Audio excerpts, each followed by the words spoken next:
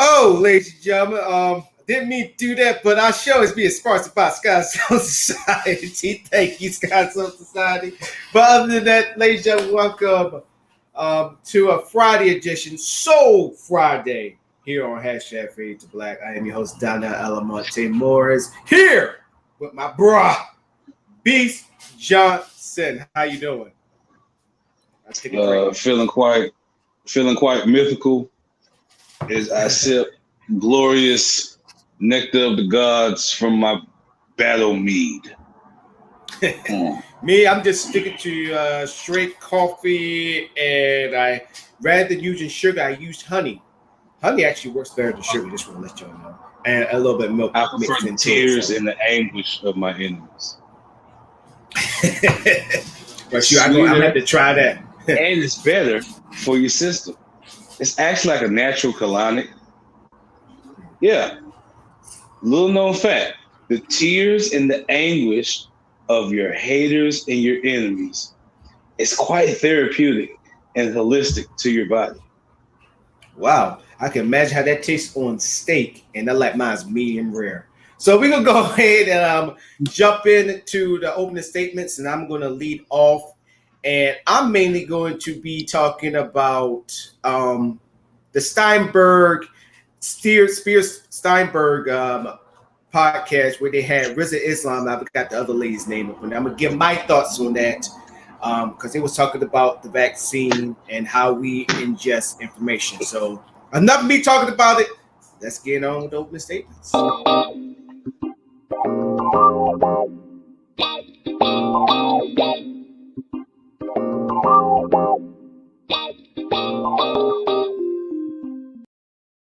Now, ladies and gentlemen, so I'm a big Ari Spears fan.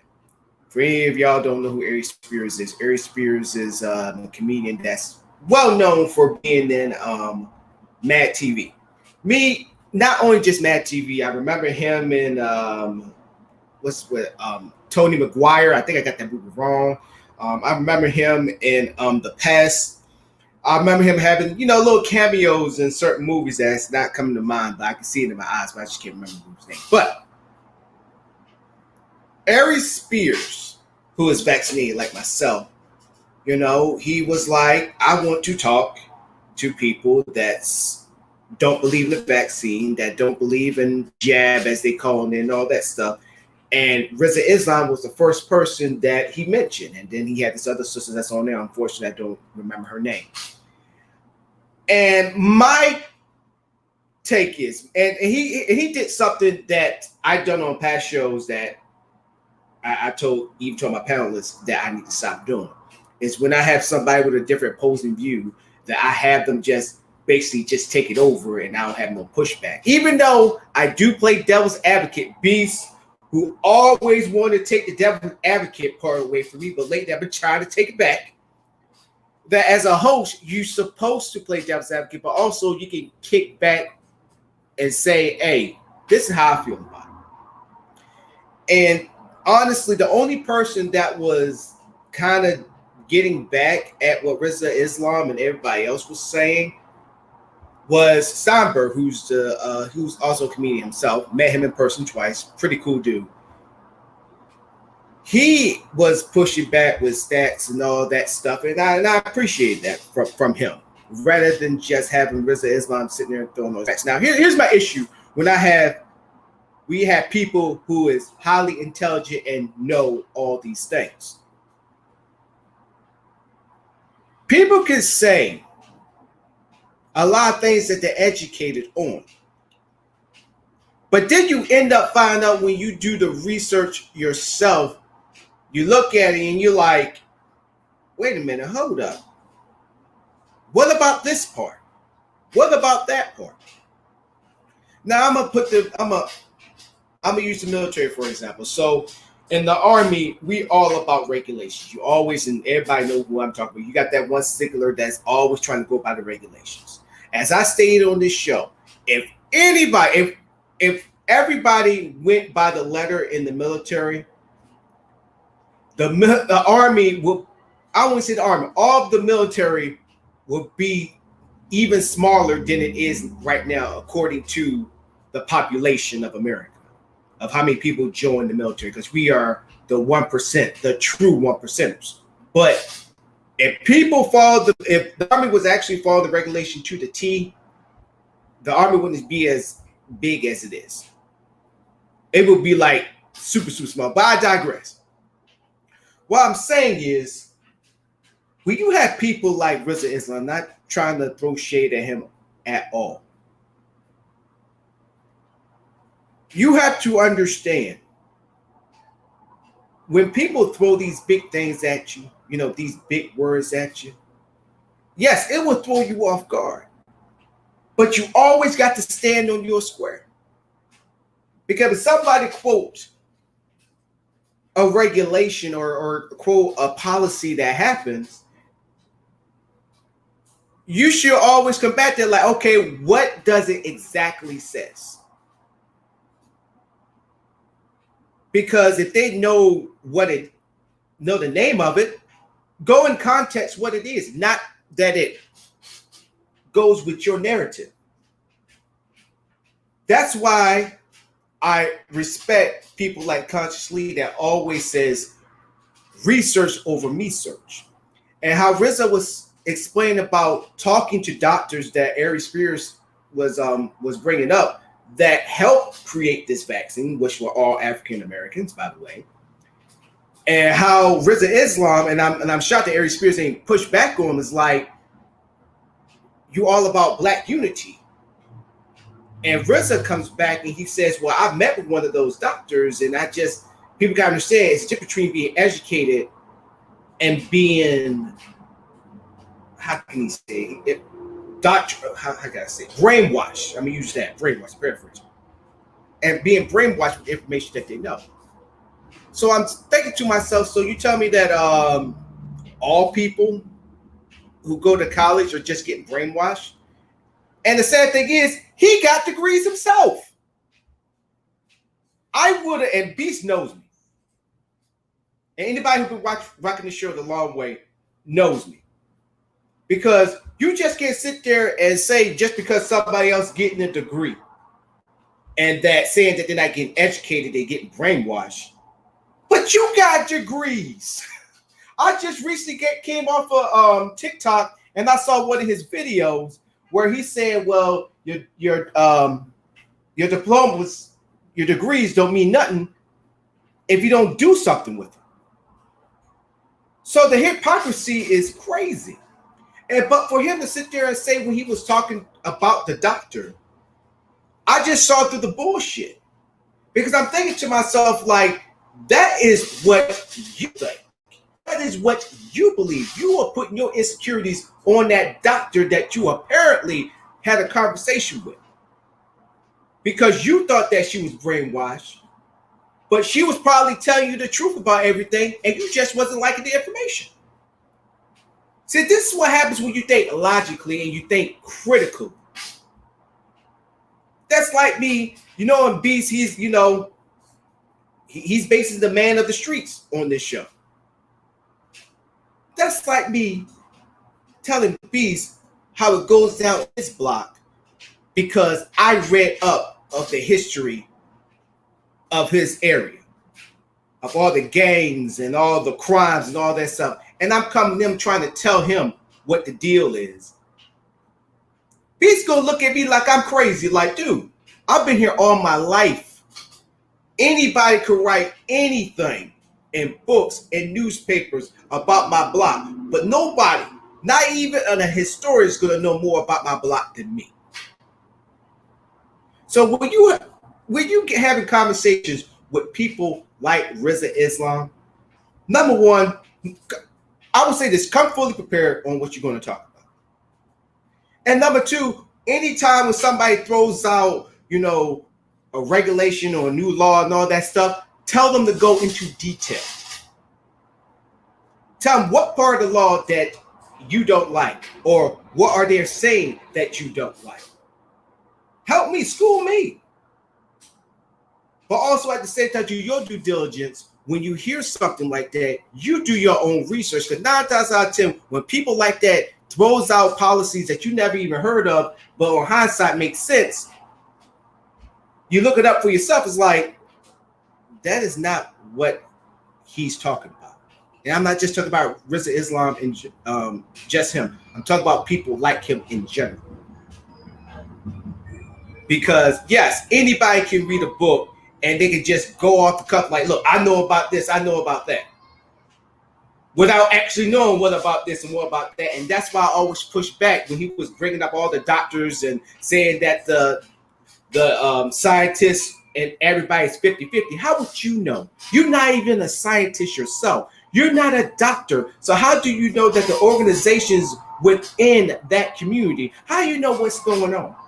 Even if you heard somebody that's probably going with your narrative tells you all these things, you still ain't gonna know. Like nobody's ain't gonna tell me how the army is if you've never been in the army. Well, I heard from somebody. Yes, you heard from somebody, but you're not wearing the uniform. You're not getting up at 0630 as my bellboys in regular army doing PT, getting ready, getting physically trained, and then coming in 0930 for work call or deploying. So be careful how y'all listen to these brothers and sisters. Like I always say, and I always tell my soldiers this, and that's what y'all should do too.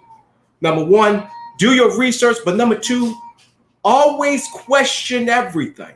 Just because Rizza Islam and people like him are so educated and highly intelligent, and they say these things, you always question them. Like how you find out about the information. How do you know that information is valid? If they say just go ahead and just look it up, then you should be. Then this question should be: then why bring it up if I have to do my research? You brought it up. How did you find this information? I can go Google it, but you make it sound like you know somebody that is giving this information to you on the low. But all in all, it was a great podcast show. I'm not going to deny that, but one thing that I push back on with Spears and Steinberg, sometimes as hosts, definitely if you got have a different ideology or see something different than your panelists or your guests, you need to push back. Don't always play devil's advocate because you're not always going to get the answers that you want because they're going to take over the show and you just playing catch up. Because RZA just took over that whole entire podcast if y'all watch him and that sister, but mainly RZA. But that was my rant. Let me go ahead and let Beats come on up in here. But ladies and gentlemen, the final thing is question everything. Be careful with the people that you listen to. And that, I yield the floor. Good evening, everyone. Apologies for not being here on Wednesday. Had to take a little mental health day, but yeah, it's a fun thing about games. As I sit here and play Hitman 3, the game where I'm a white man going around killing people in any humanly way possible I see fit. I'm reminded of how people have issues and say that games are bad. They corrupt people and they cause people to do evil things and shit.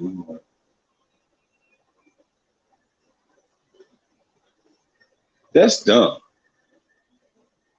That's just dumb as hell. The reason why it's dumb as hell is because games allow you to do things that you normally couldn't do. You physically couldn't do.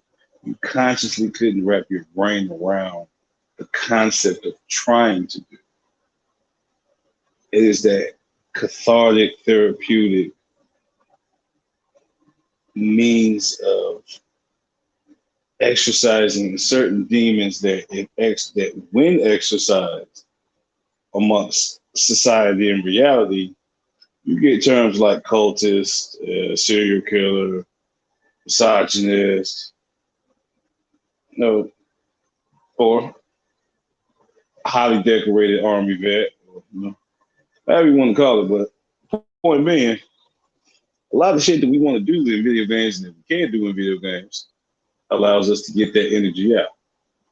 That's why they developed the term sandboxes or open worlds, which is basically just throw a whole bunch of shit together. Think of the most randomest thing that people would like to do if given the opportunity with no impunity and all diplomatic immunity. Fuck diplomatically, godly immunity. What would you do? This is what games allow you to do.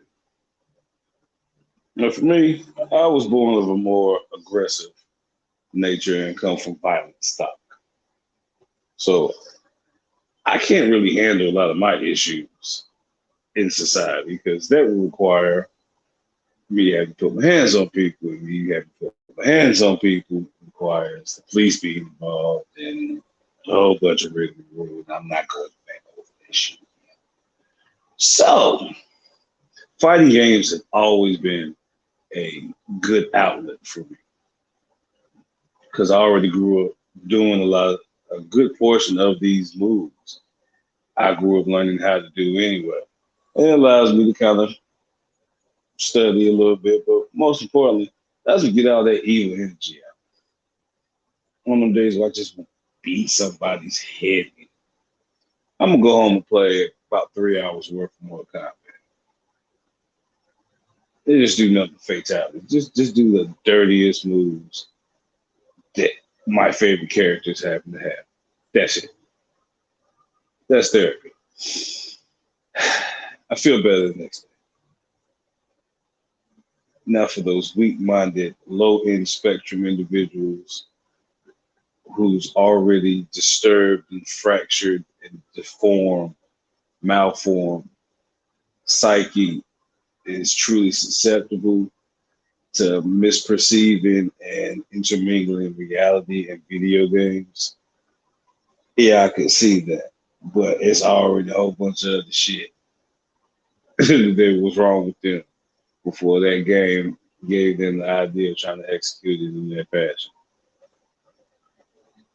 Some folks just fucked up from Jump Street. Ain't no game making that way. I'm an 80s baby. Think about all the weird fucking games we grew up playing. None of us ever tried that shit. You never heard stories in the 80s of children trying to run up and hit blocks or hit granite on low hanging walls and shit, thinking there might be money in it. Or kids trying to go down sewers and pipe holes and manholes and shit because they think it's gonna take a. No, you didn't hear no dumb shit like that in the 80s when we was playing games. So for you to try to make that fucking assumption and that rhetoric and correlation is blasphemy. Pure unadulterated blasphemy. How dare you besmirch the good name of a civil genre that is video games? Spitting. But I'm gonna wrap this up so I can focus on killing this man right now and get over some issues I got to get over with. Point being, video games are awesome. They help you work through some shit. They help you live out some shit. They help you experience some shit that the real world wouldn't allow you to. And with that, I yield the floor.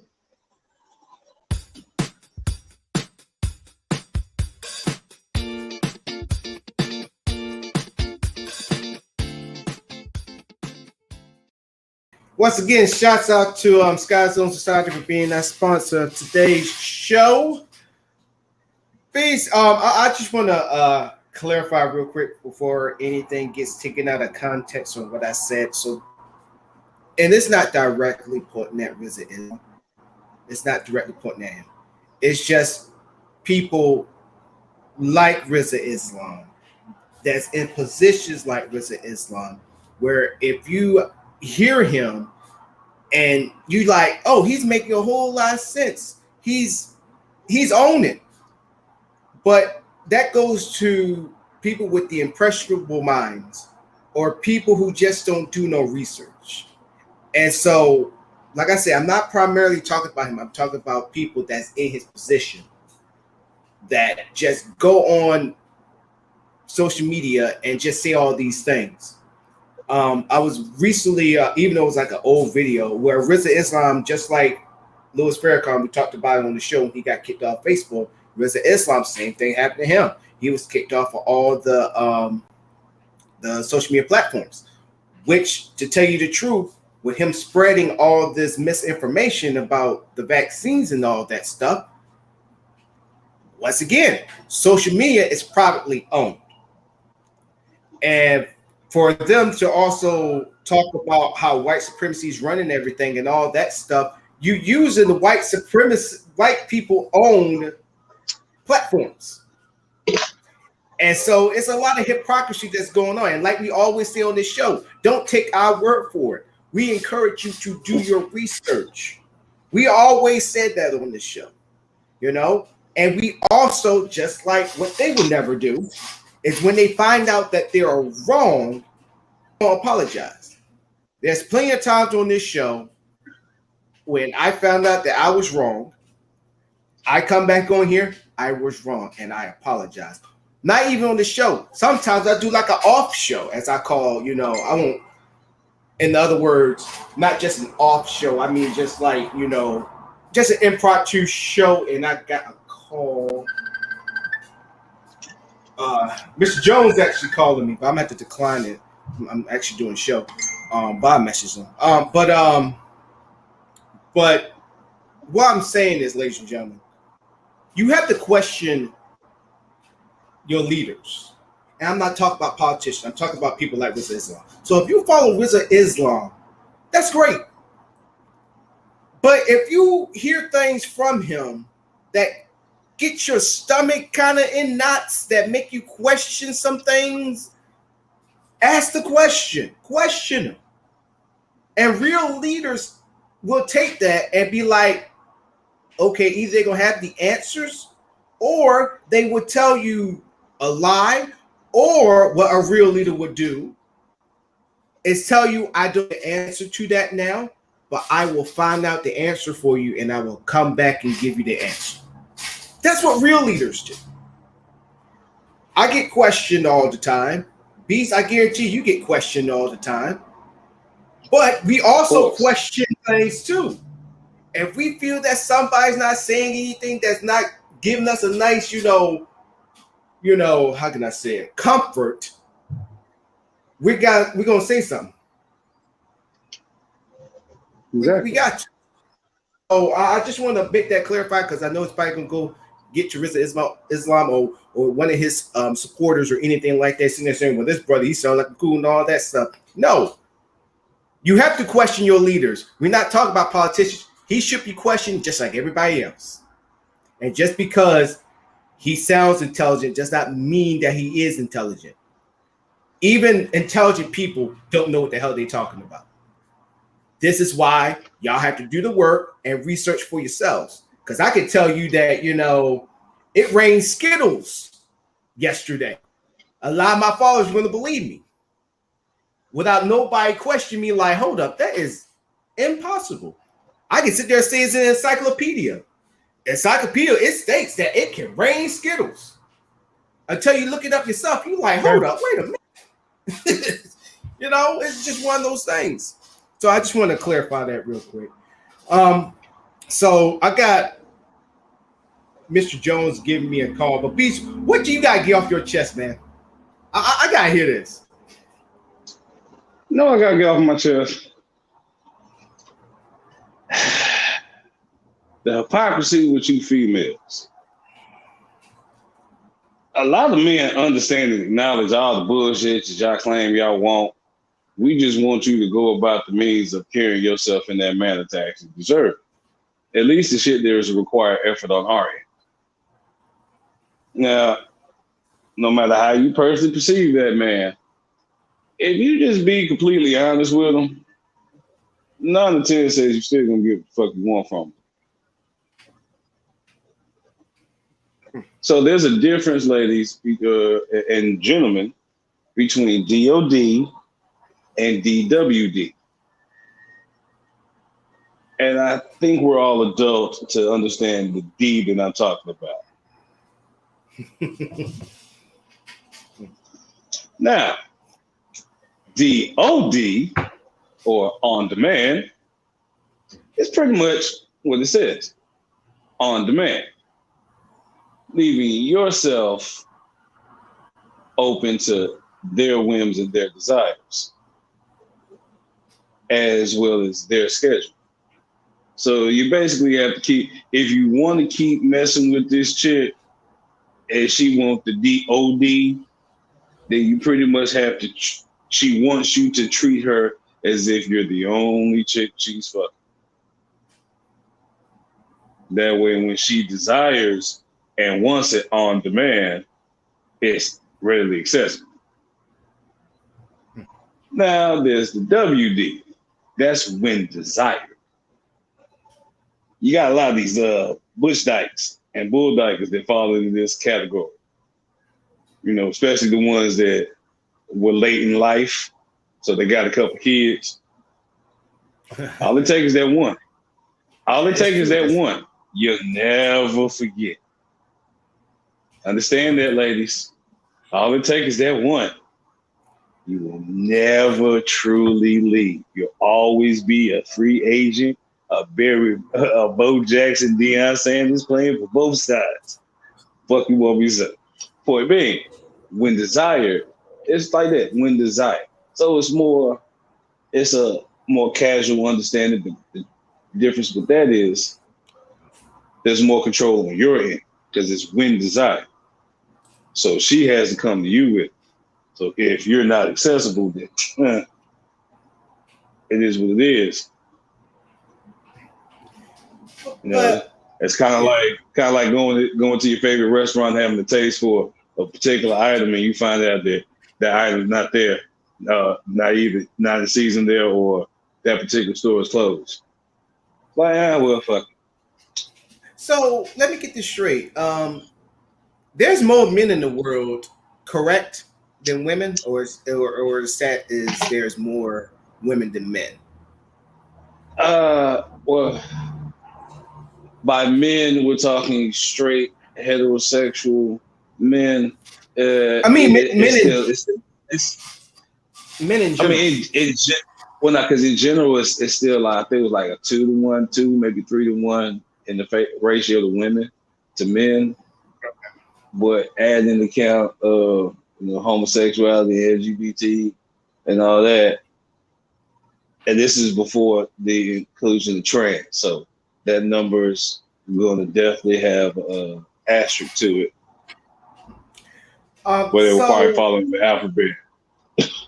True. So my question is this. Now,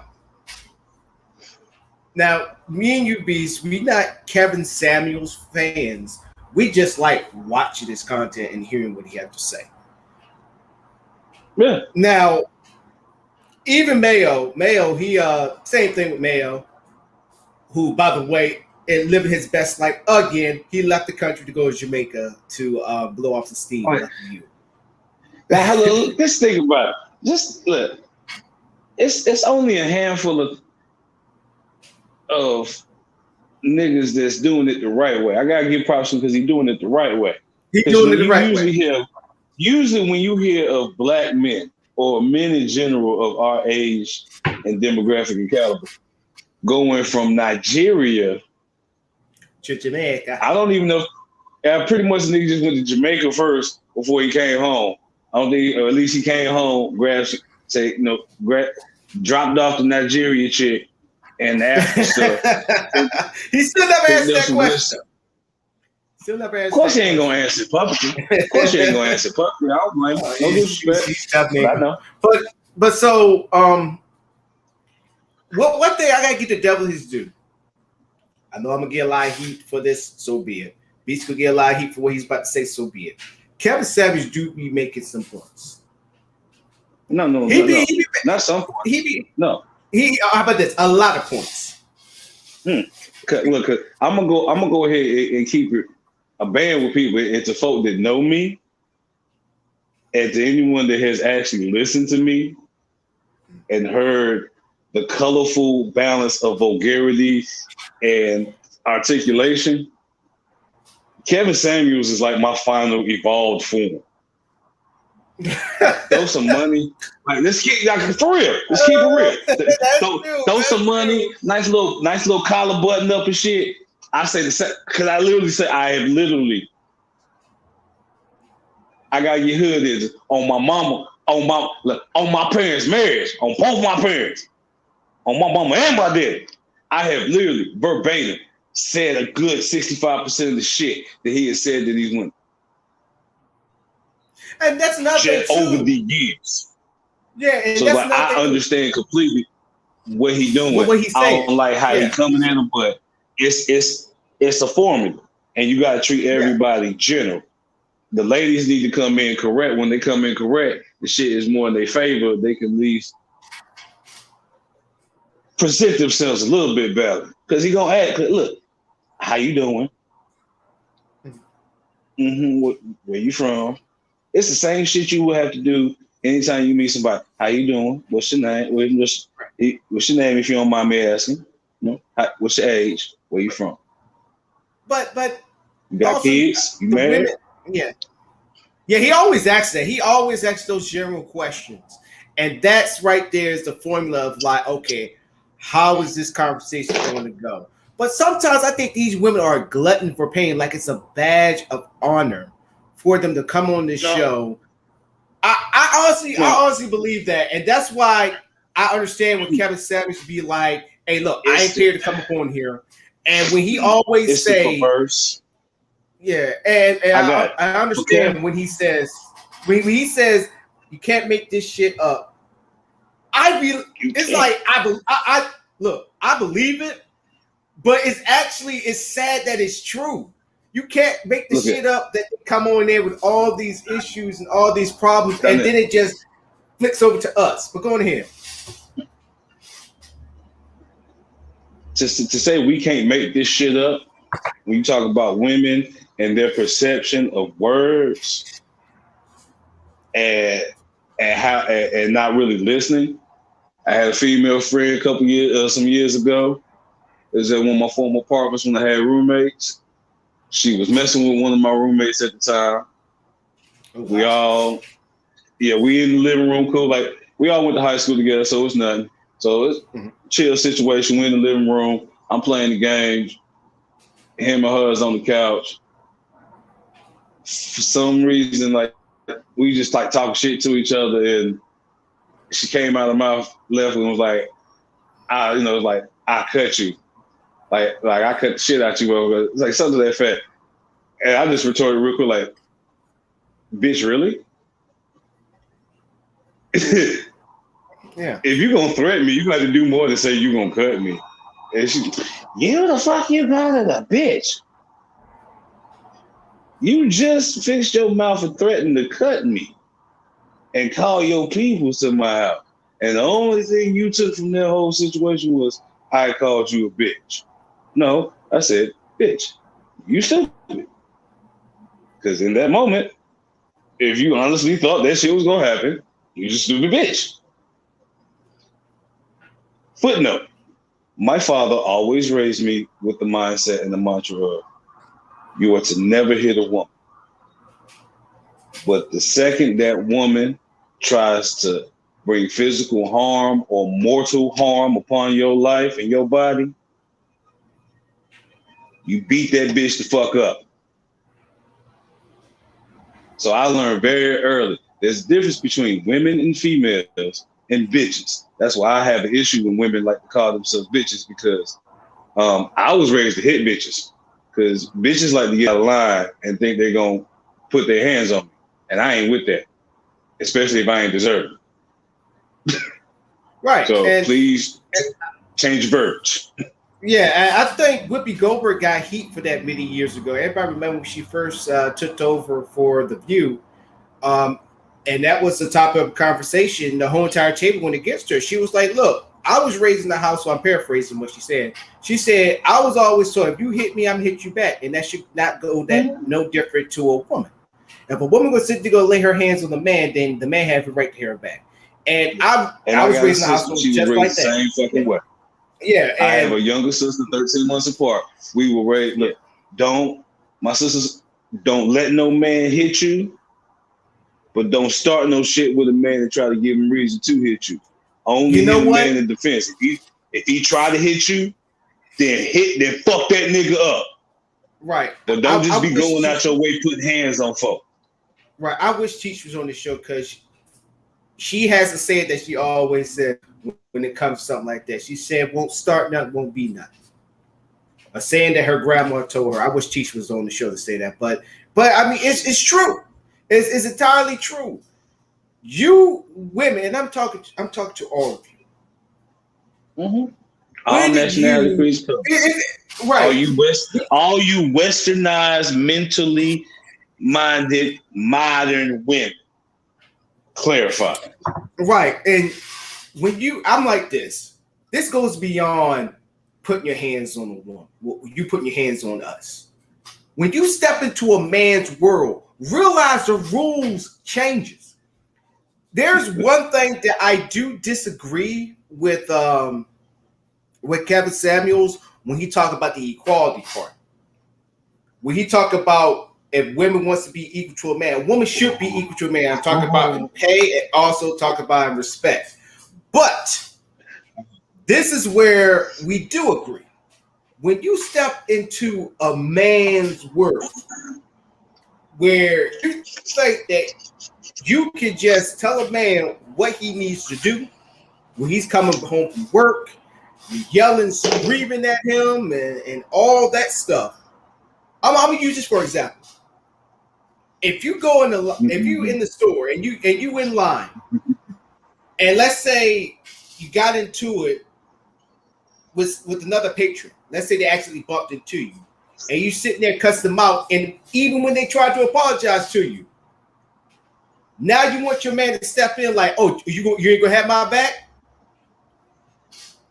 Y'all want us to be the man when you feel like it.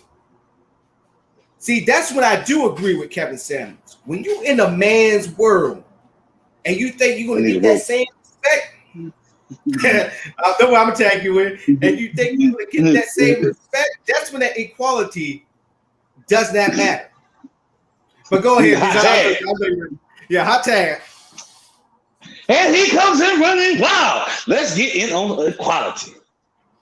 When you women talk about equality, it is much more than the physical. It is the overall existential, metaphysical, celestial, cosmic, universal entity that is balance. That means shit that used to go in your favor or would normally go in your favor now has the opportunity to present itself exactly how you as a female would operate, but a man is doing it. Mm-hmm. So now you women want to be more the aggressor, be like, y'all want y'all money, that's cool or whatever. But understand, like I tell girls, you want to be equal to me, you want to feel like equality is there, aside from the money, because hell, depending on the jobs, some jobs are preferable and kind of cultured for, and positions are for women, just because how they present themselves and how they're able to facilitate certain situations a lot easier than a man would. Most normal. Human resources. Human resources, healthcare, administrations within healthcare, a lot of interactions within people, female nurturing, and that overall maternal vibe is usually universal. What up? That's usually able to soothe over testy situations.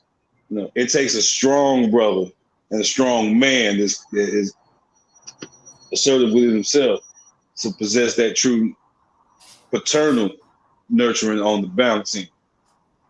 You don't see a whole lot of brothers that are in that situation. That's why the ones you do excel at it.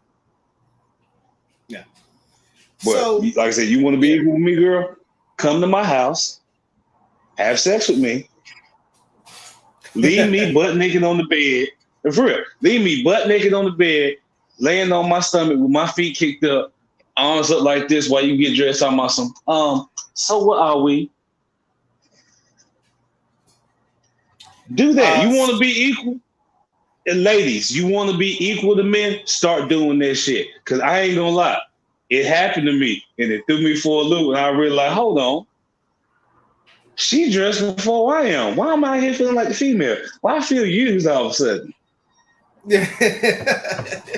I'm like, but she fed. I'm like, but she fed me. She took me out. She made me feel pretty. Shit. This shit ain't so goddamn bad. I don't know what bitches be wilding about. You stupid. Let's see. My bad boy, she puts, let's see the example again.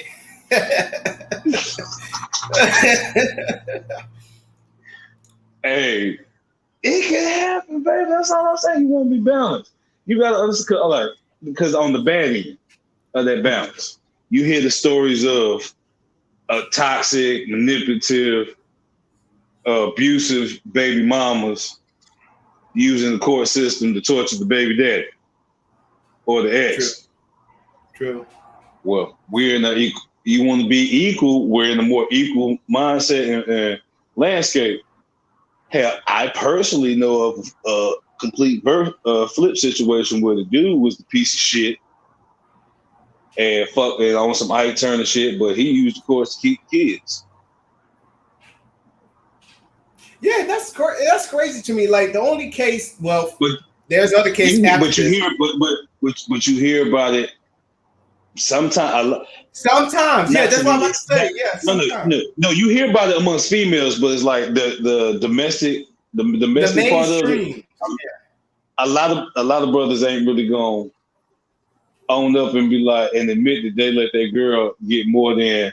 No man is willing to admit that they honestly let a woman get more than 2 hits off of them. Because the first one is a surprise because you ain't think they was gonna be stupid enough to do it. That's like, all right, enough to chill. They say, all right, now goddamn it, now I'm gonna do something. But like going back to the child support where the man won, other than all the rest of them, like the few that I heard after this, you remember my girl Holly Berry and her husband, they had kids together. He actually won. And Holly Berry is the one that's actually paying the child support. I think last time I checked, she's paying like close to $4 or $5. That's just $4 or $5. And I'm also seeing like video. Judge. Go ahead. Yeah, I was just about to say the judge. There's one on the judge. I just seen that one recently, where dude was already getting the father was already had custody, and was getting child support, and they was going for a reevaluation, and her coming in there cocky and thinking, and still thinking that no matter what, the system is in the female's favor. Yeah, and she was like, I made over $1,500 a month off this. I'm making this kind of money with this profession. So the judge was like, all right, taking into account the health care that he already paid for, you now owe him $2,500 a month.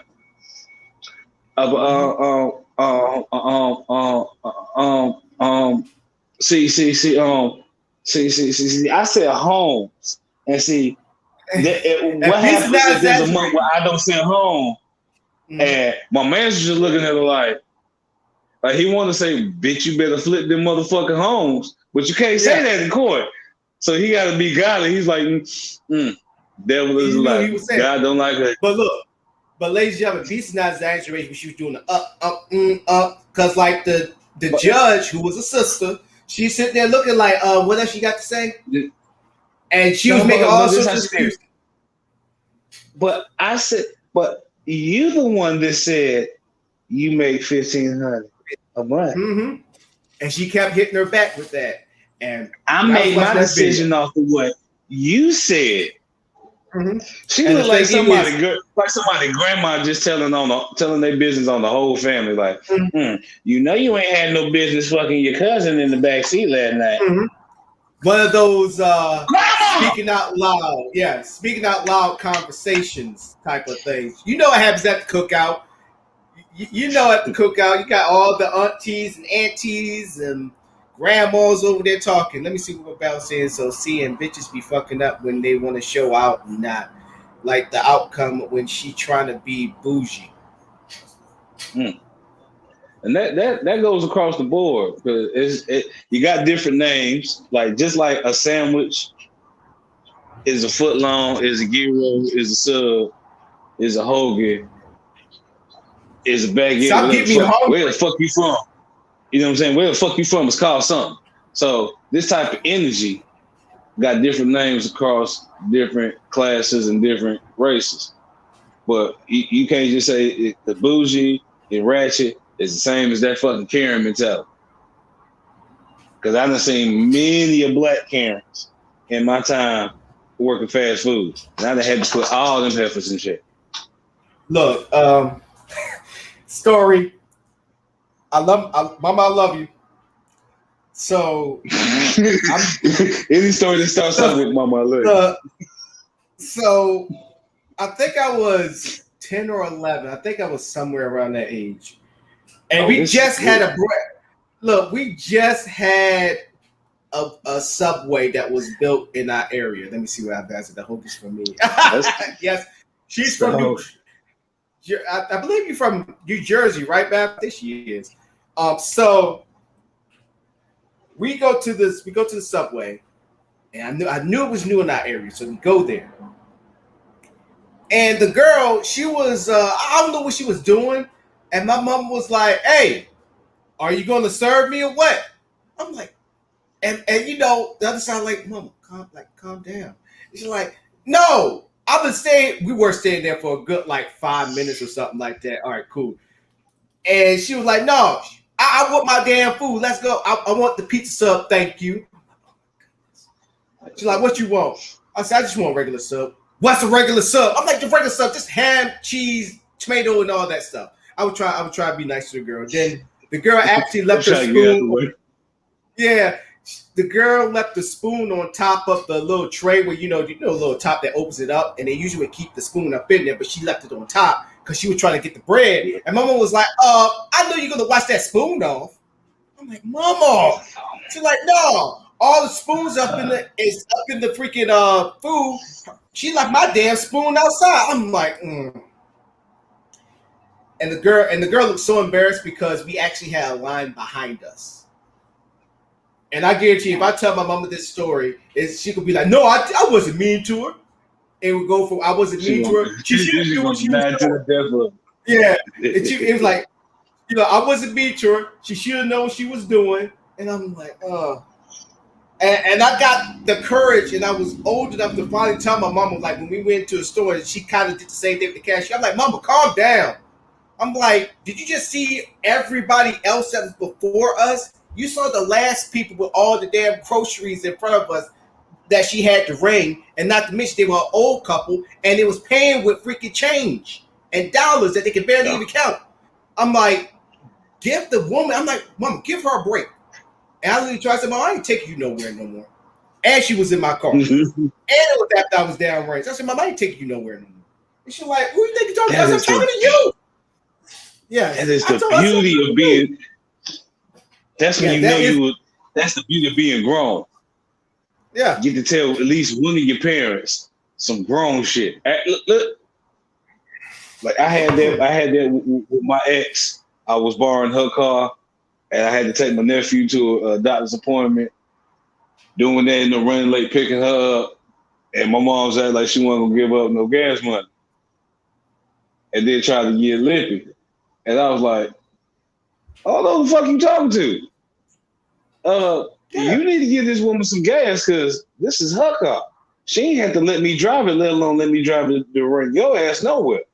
So you can disrespect me. I don't really give two shits, but you're not about to disrespect her in her own fucking car."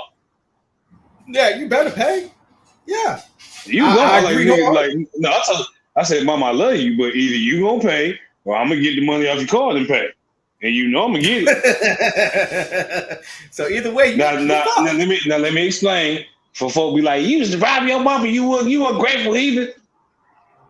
When me and my mother had a situation where I go get the groceries, I take care of the bills for her, so it was nothing for her to give me her card and send me down there to go do stuff.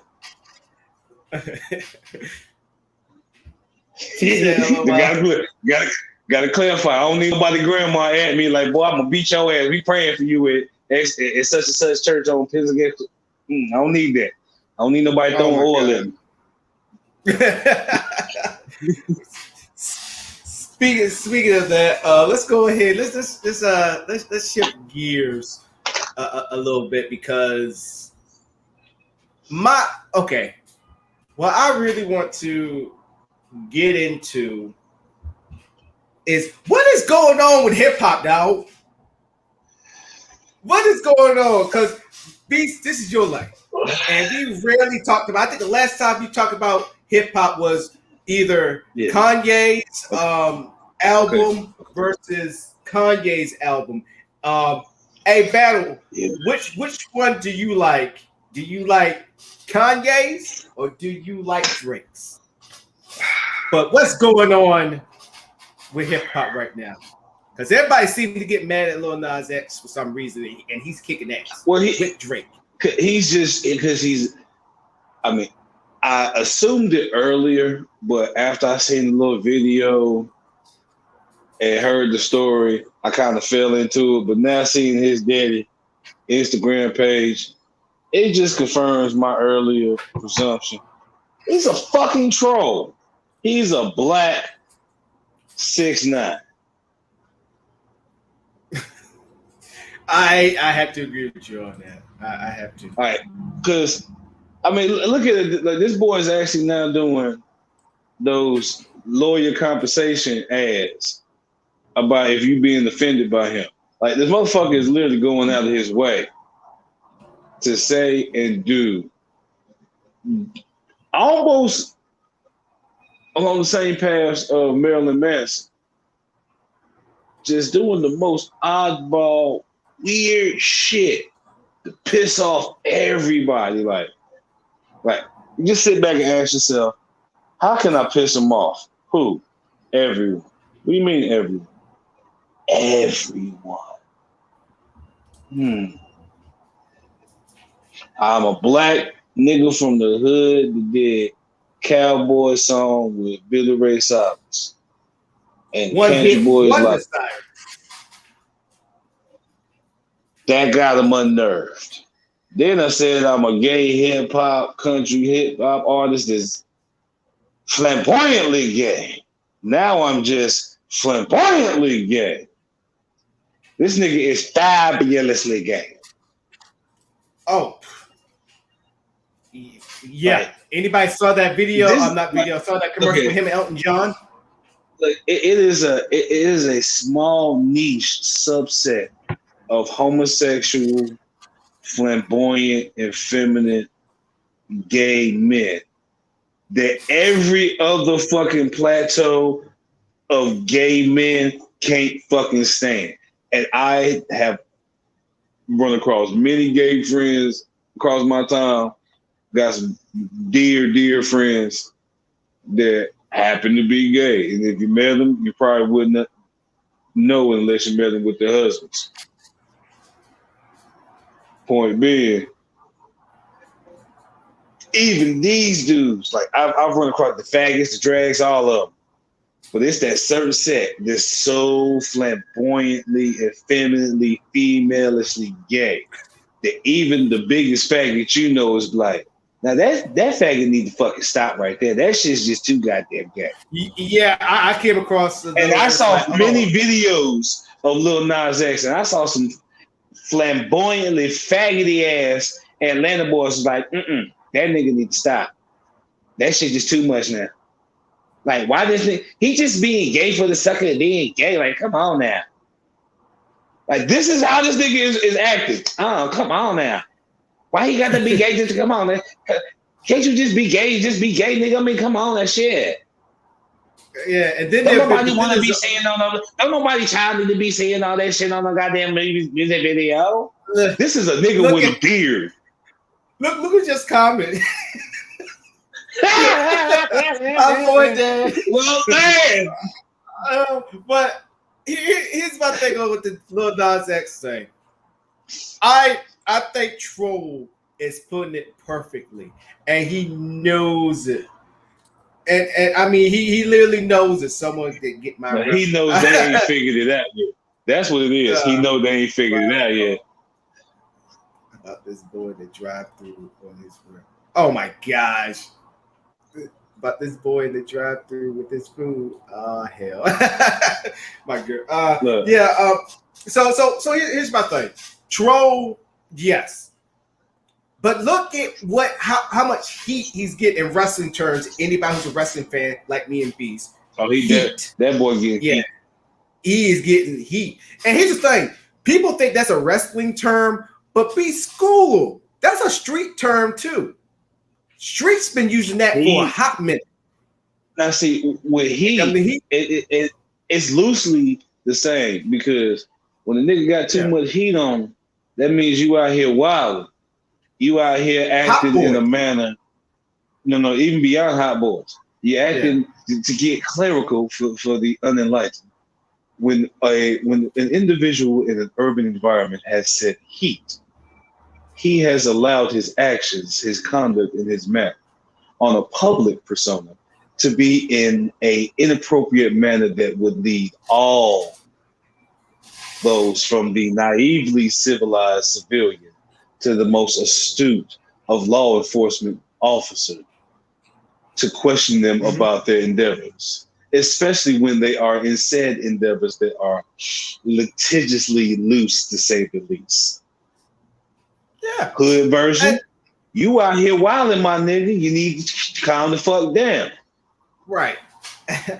You know what? I actually applaud Lil Nas what he's doing, because I'm not trying to put Lil Nas in this, with these guys that I'm about to mention. I mean, look who caused a ruckus as much as Lil Nas X. We're talking.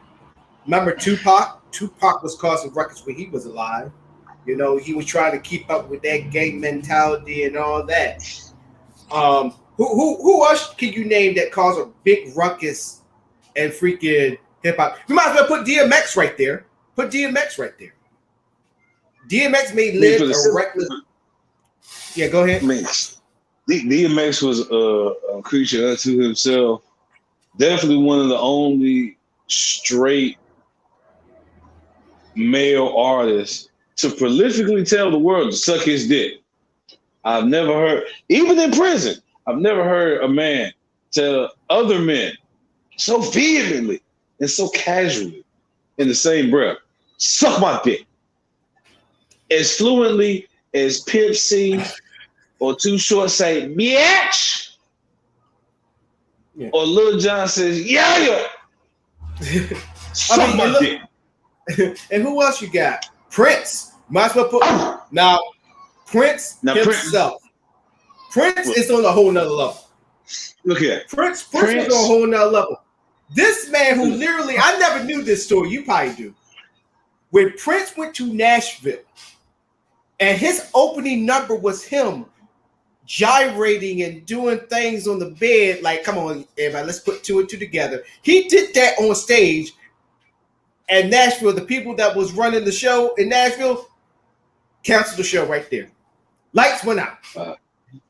Canceled the show. Yeah. And Prince said he would never, ever go to Nashville. He said he wouldn't even go there for vacation. But Prince was, even for Michael Jackson standards, Prince was breaking all sorts of rules. And he wasn't winning as many awards and Grammys and the American Music Awards, the AMAs, what they call it, which is not even, don't even have that much weight nowadays. Because he was doing the dark side. Like, the reason why those two men had so much success and it correlated at the same time is because they were both immensely godly talented individuals with the gift of music and song. and their gentleman rivalry was on some dope shit because Mike did the shit for the kids and for the teeny boppers and for the white bread folk, while Prince did all the shit for the hood and for the Mike made music you dance to and you party to. Mm-hmm. Prince made music you got down. Prince made music you got down to and you fuck to. And you gonna fuck on the Prince song before look at the black sweat. Ow, work it. Same. I'm sorry. Even when you listen to the lyrics of 1999, I got a line in my pocket and baby, he's ready to roll. He wasn't talking about no damn pencil. Like, let's be clear. If you actually listen, even to Prince's like most softest of soft songs, you know that it was leading to the bedroom. In that moment where we sitting on the freaking balcony watching the freaking sunset and watching the moon rise together. No, while that was happening, you know what else is going on. But another person that I'm not going to leave out because I know it's going to be disrespectful, Rick James. Before we talk about Rick, I got to get this point about Mike and Prince because they're the only two men that when it comes to your woman, you would never take your woman to a Michael Jackson or a Prince concert because she's not leaving with you. Reason why she's not leaving with you, because if she goes to a Michael Jackson concert, the bitch gonna pass out in the first 5 minutes of that nigga just standing there. Yes. Oxygen deprived. We've seen the videos. We've seen the concerts. The nigga haven't seen the concert. Stood there.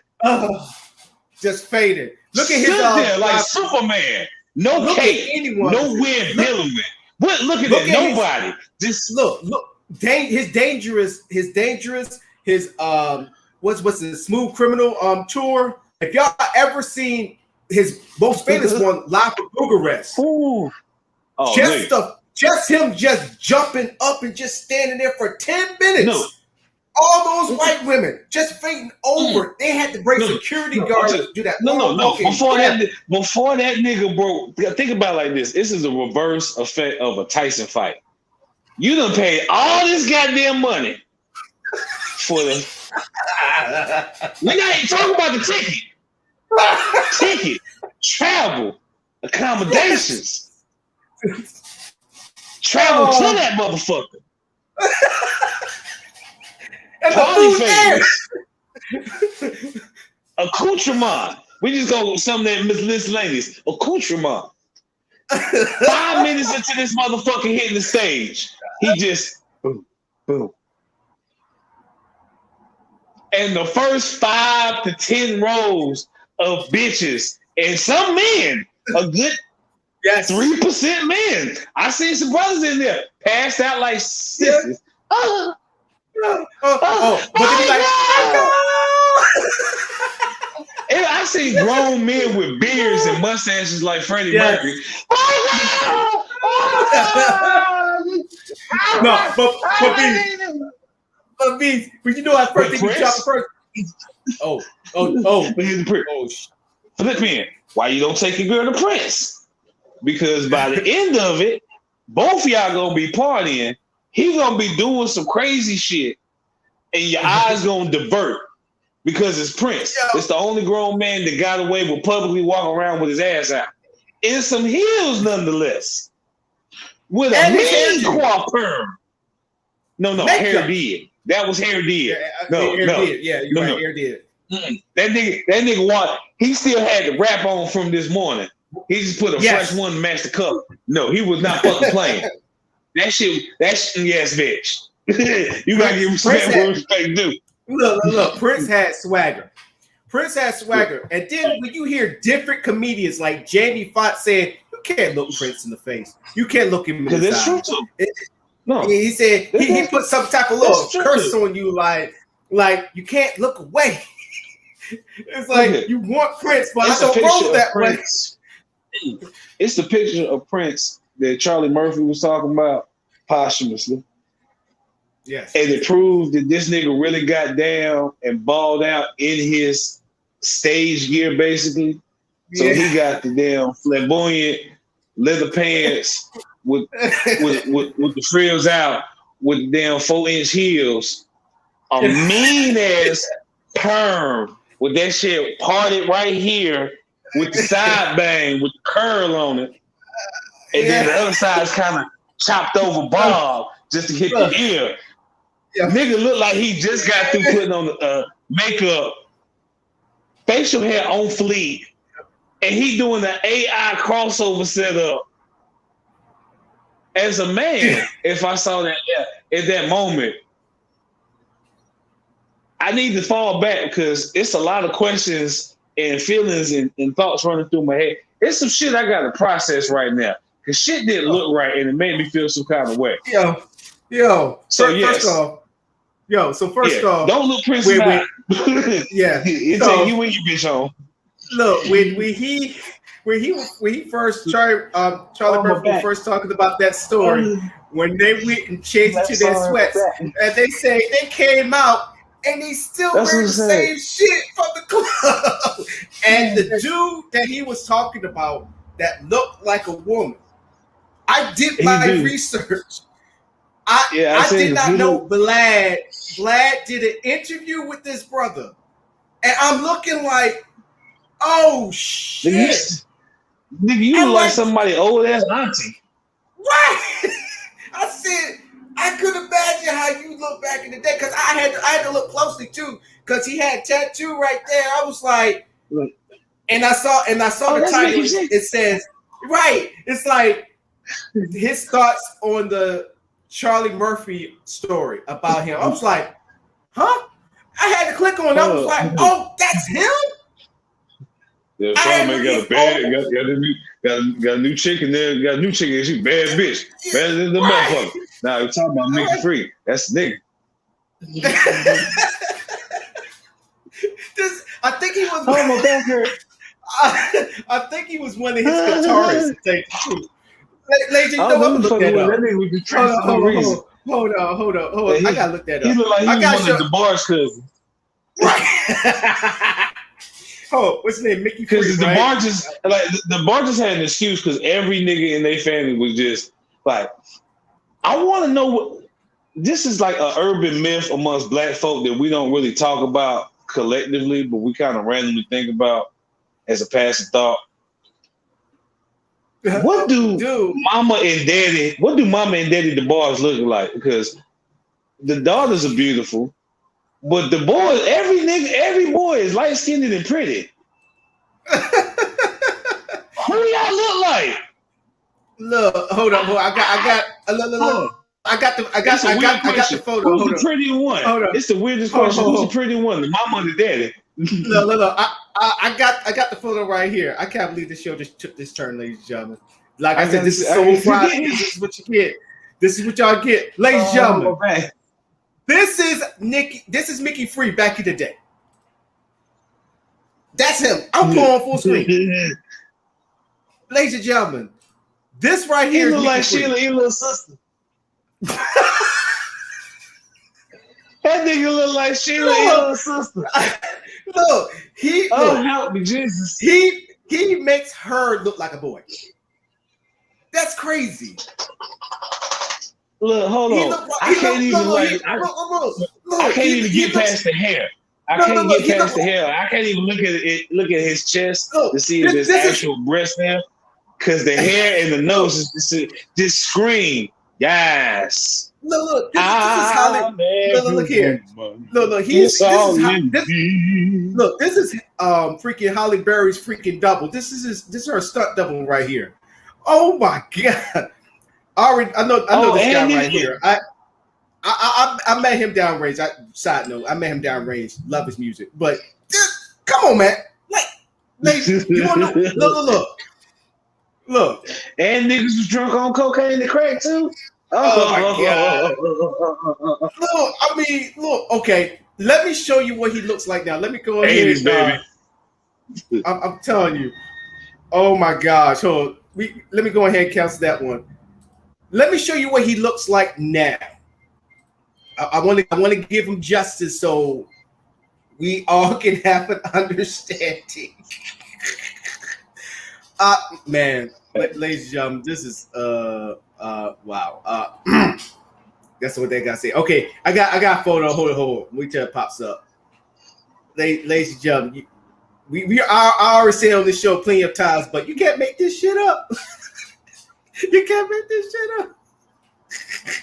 You started this beef. It's not my fault. You started this. Hey, I'm gonna go on the greatest jokes in life is reality. Yes, ladies and gentlemen. Now you gotta have like a whole hour. You gotta have a whole hour segment just for Rick James. Like that's a rabbit hole into itself.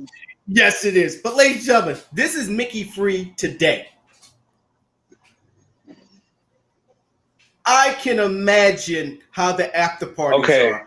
I guarantee you, men mistakenly hit on him, thinking that he's a female, and I guarantee you, he probably played like with their emotions.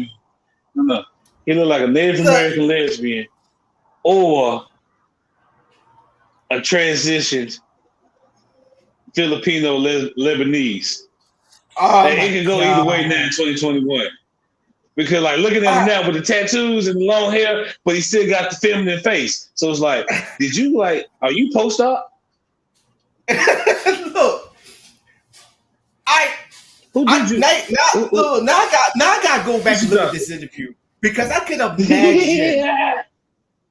I really want to know what type of parties that he attended and the stories that he's going to say. I can imagine how it was after the shows and how many times dudes hit on him. I can imagine.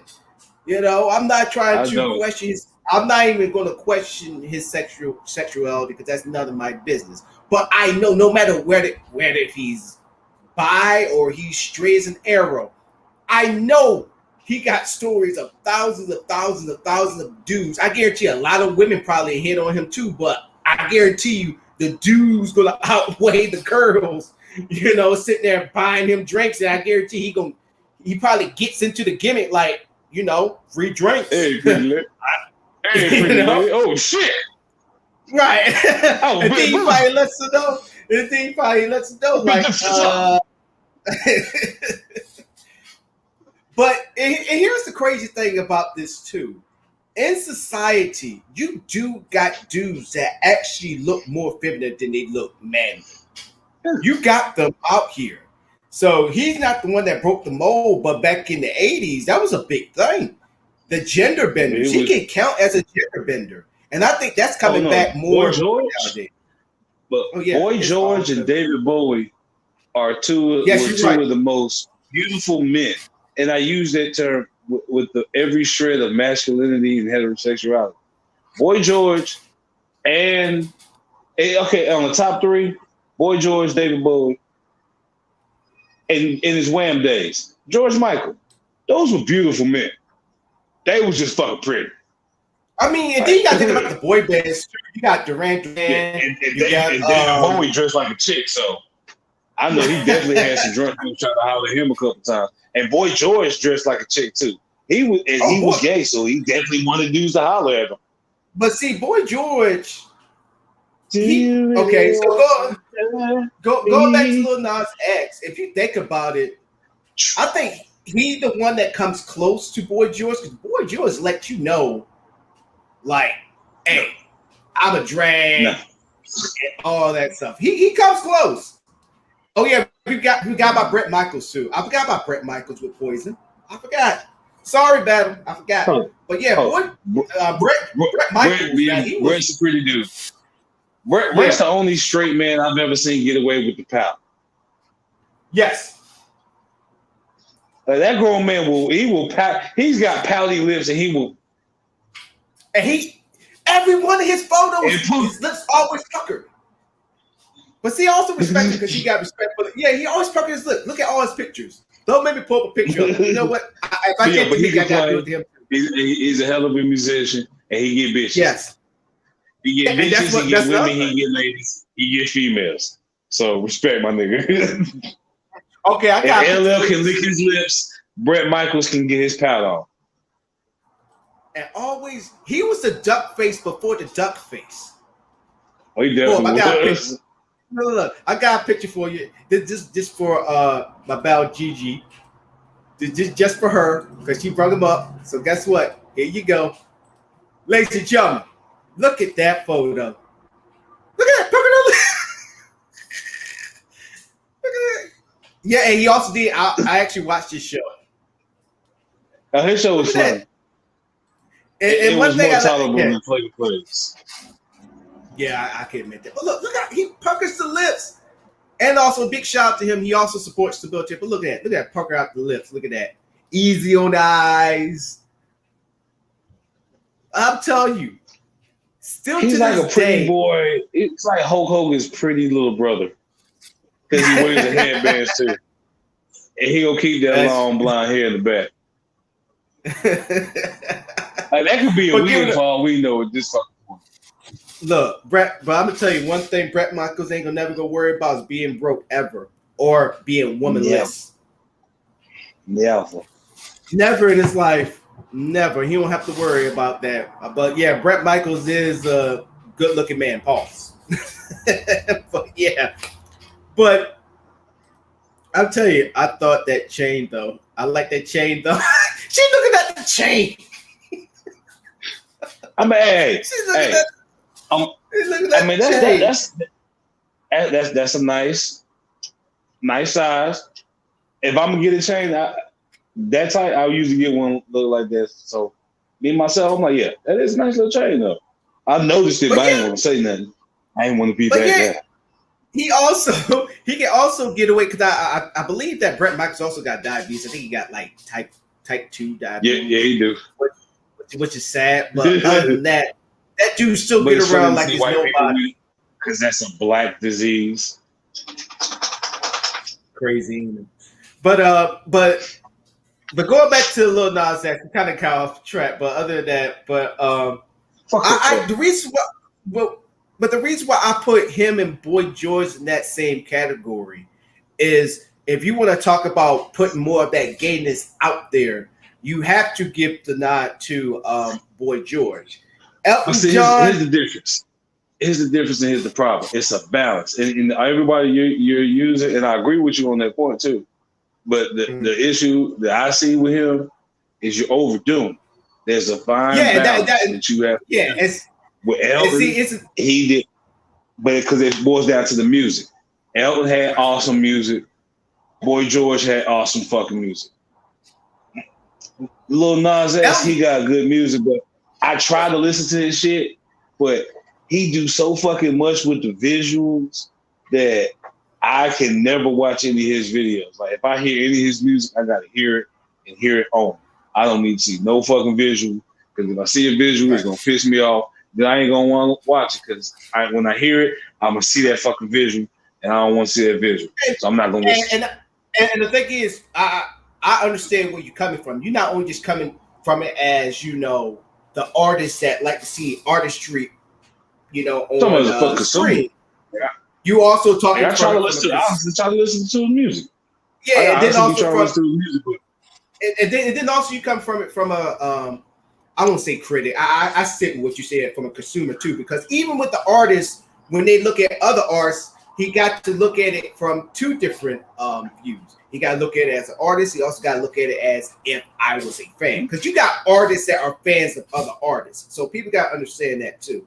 So I respect where you are coming from, and I can see how you can say that too, because we got people that overdo things. It's like dude, like for example, like with Remy Ma, when she came when she Cypher freaking demolished Nicki Minaj, people for some reason forget about that.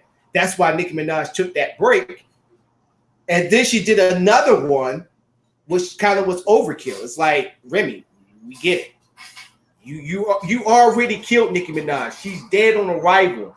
Why do you want to take the ambulance and roll on top of her again? Like, what the F? So I can see where you confirm the kill. Yeah, it's like when you're petty in that moment. I ain't gonna lie. That's why I'm waiting for the zombie apocalypse. All headshots and upper torso. I'm either knocking your head off or I'm knocking your whole fucking shoulders off. I'm gonna make sure you ain't getting back up. Right. That's the only way I know your ass ain't getting back up. Right. And that's why Nas won the battle with Jay-Z when they had their little back and forth. That cipher was it.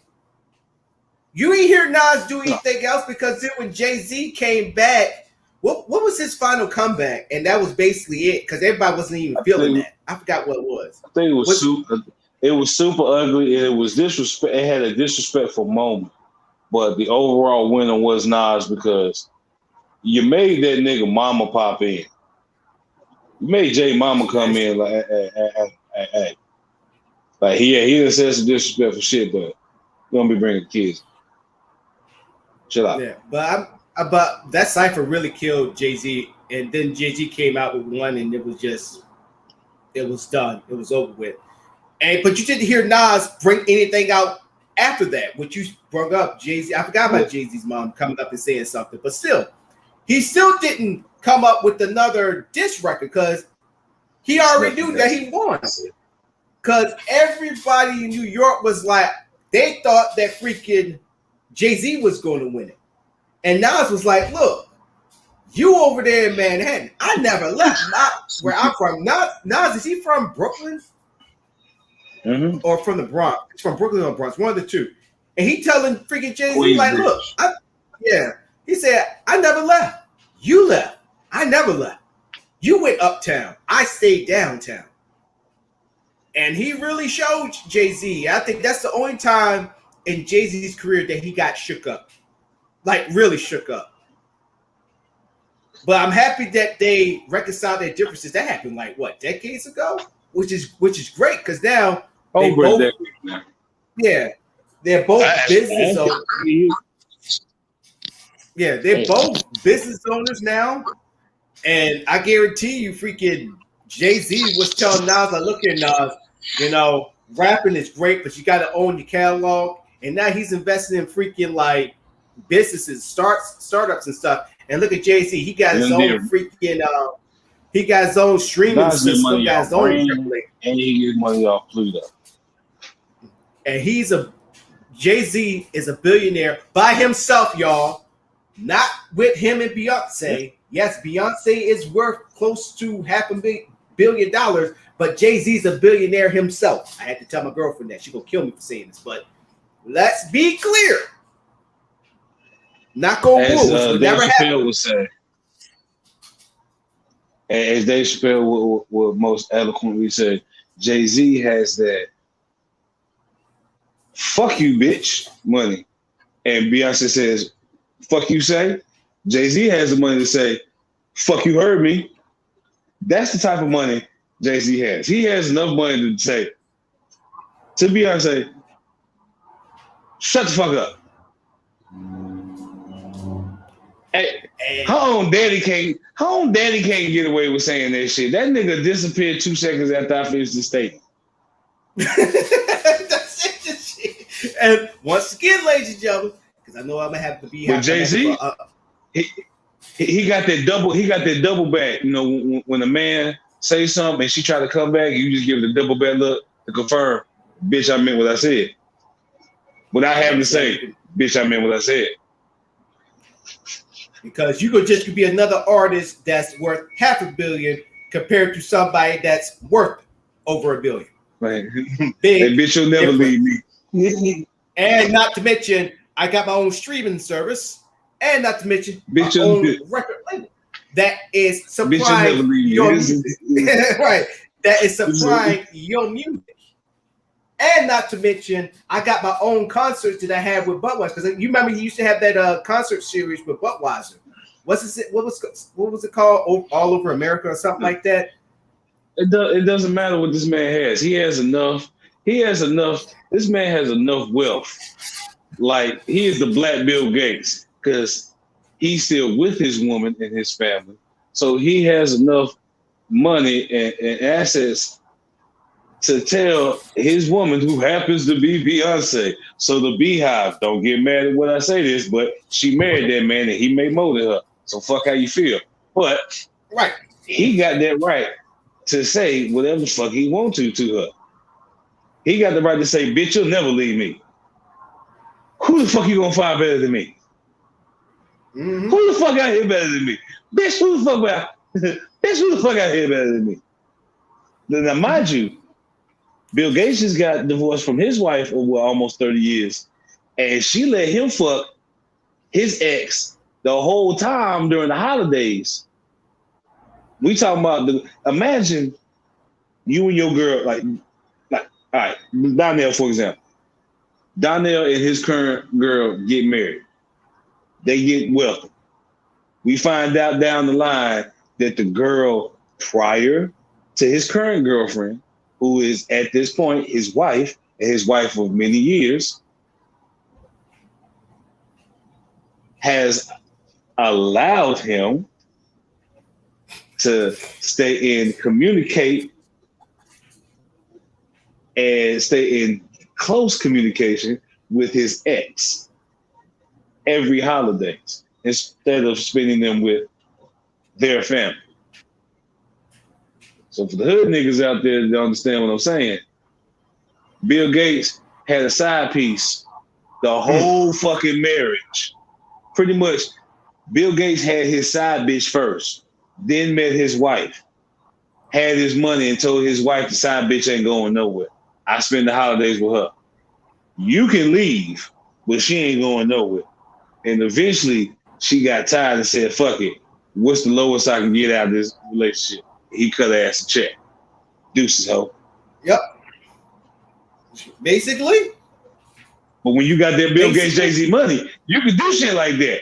You know, that's what I aspire for. And the opportunity. I don't want to do it. I just want the option. I want to be to that level to have the option. Right. And then not to mention, he got power in the game too. It's not only just he got that status of being a billionaire, he got the power to, as one of his shirts had on, do what I will. He had that shirt. And he could be like, he could cancel no matter how much the Beehive come at Jay-Z if they ever have a divorce, which we never. Not trying to put that in the ether. Knock on wood. Yeah, Jose. If they have if they divorce, Jay-Z can blackball her if he wanted to. He could be that petty. And then Beyonce gonna basically have to do all the things that Jay-Z, get a record label, try to invest in a startup of her own streaming so she can get her music. He can literally shut her off of Spotify if he wants to, even though Spotify is a rival to his streaming service. He can be like, I just want to pose this question. Yeah. When it comes to Jay-Z, when we talk about what wealth and that type of power and affluence, not influence, affluence. Affluence. With an A. That's a big difference, y'all. That type of affluence will get you. We've all seen those pictures of Beyonce and the kids, right? And you've seen the pictures of Kelly Rowland and her child, right? And on the rare occasion, we've seen the combined efforts when they're all intermingled and seen all the children together. Has anyone ever questioned why Kelly's child, who is older and the eldest out of all these children, look like Blue Ivy? And don't Blue Ivy look like her daddy?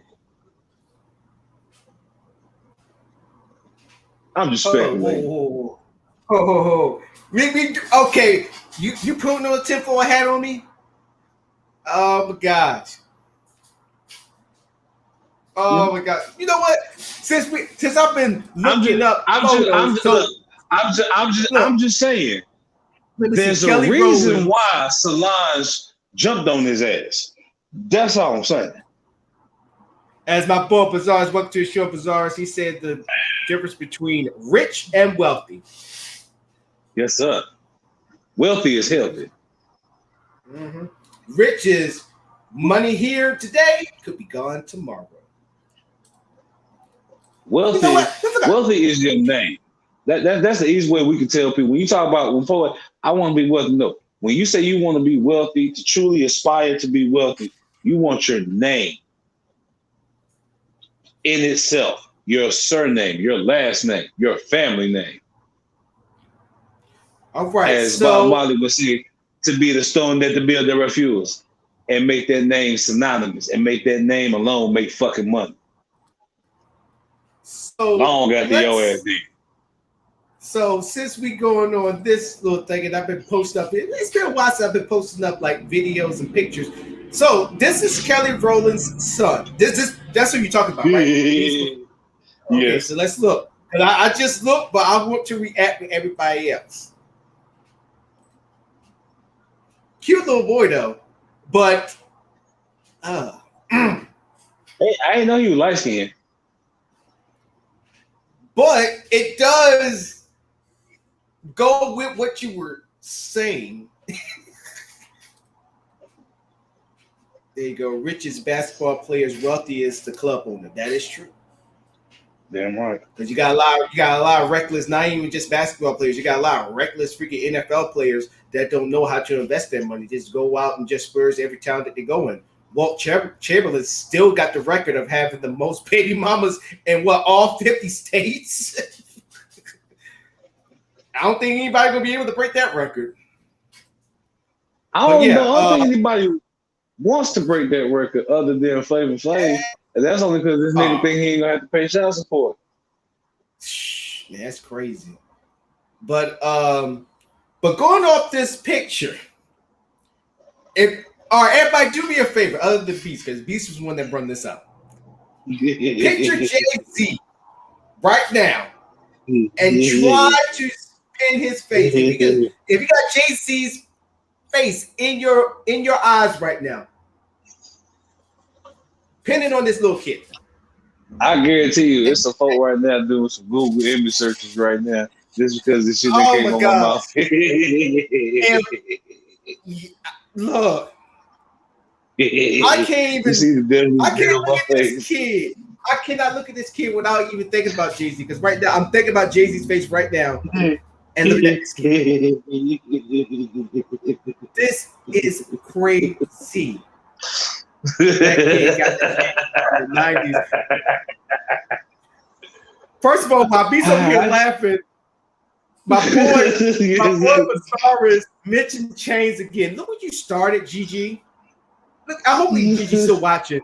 I got my other bell boy up here talking about chains. You want to chain off of Brett Michaels? Now we got chains off this kid. Good grief. Chains. Oh. But still, just look when you got started. Because now everybody gonna come back here. They're gonna be like, "Oh, what you trying to say?" I know I'm definitely gonna get a bitch from the behind. Bitch at me at the Savage Soul at DASAVAGESOUL the Savage Soul. Oh my god! Fuck if I care. But for anybody who's watching right now, for people who's gonna be watching later, just put in the comments for one if you believe that this baby looks like Jay-Z, or two, you ain't seeing it. Once again, one, that you do see this kid looking like Jay-Z, or number two, you don't see it. I'm gonna have to lean with one, because this is woo, and not to mention the hair. But see, I always known Jay-Z for, back in the day, Jay-Z, when he had the what was the car that he, in one of his first videos that everybody was driving? What was that SUV? I forgot what was it. What it was. Was it? It wasn't a Suzuki. I know it was one of those cars like a Nissan, but it wasn't a Nissan. I'm trying to think of the name of the damn type of truck. I can see it in my head. Because they still rocking that car. They still driving that car. Like, of course they do. Jay-Z, yeah, because Jay-Z, when he had that, everybody had one. And they still drive them to this day. Oh, look at what my battle just put. And yeah, when I came back, I thought it was been he had been son, but it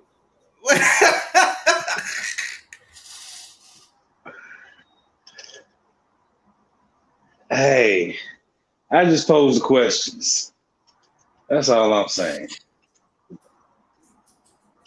That is close. I mean, I'm not even. This is not, honestly, to tell you the truth, And you know how I am. Everybody knows how I am about conspiracy theories. I don't like conspiracy theories. But this one here, Beast, I hate you. But I'm actually gonna make me a tinfoil hat when we get on these things. My ribs hurt. Oh my god. My ribs hurt. We gotta relax so much. My ribs hurt.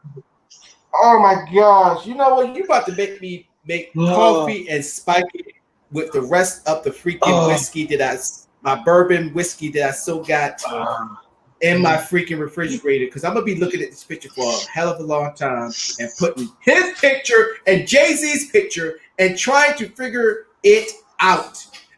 We got our boy Billsley in the house. How you doing, Billsley? We try to. So, Billsley, if for you coming into the show, he was like, "What the fuck?" Look. Beast has a theory. This is Kelly Rollins. Kelly Rollins, one of the three of Destiny's Child. This is her son. Beast's theory is that this baby looks entirely too much like Jay-Z, and I'm just gonna leave it at that. I'm gonna let the rest of your mind wander. As my other brother says, kids looks like he's about to. Okay, not doing it. He does look like he's in trouble. Like, huh? So, I think everybody, I think the congregation is kind of leaning to you. I don't say kind of. They're on your side. Because I think I'm on the side of the train. Genetics is strong. Oh no! Is this the lemonade? Oh, ooh, no! Oh, maybe. No. Maybe. Oh my god! That is true. Hey. Lemonade was about his infidelities, and then not to mention, you don't see too many of the reunions with Destiny's Child. I think the last reunion that they had was when Beyonce did that special on Netflix when she was in what's that thing called? It begins with a C. It's a famous festival that California always had, Coachella. And that's the last time you saw all three of them together. But take it, Billsley. Billsley just digged another 10 feet in this rabbit hole. Oh my God! I guess I'm down there with y'all. I can't sit there and say I'm not with it, but I'm already halfway down there with y'all. Good grief, man! Let me go ahead and take this picture of this kid down. I can't unsee that now. I can't no more. Let me see. What would hurt the most than getting your wife's best friend's girl? Yes, girl. I'm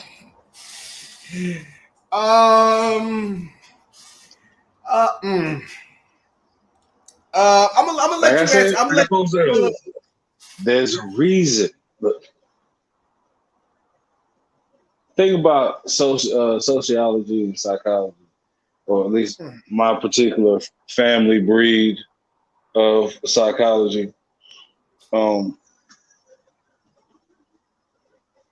Every action, especially when it goes against a perceived character, has a catalyst. There's a reason. Motherfucker did that. Might be beyond your comprehension, but there's something that caused this person to do it. So you talk about the lemonade, talk about the Solange incidents. They might be different, they might be correlated, they might be connected.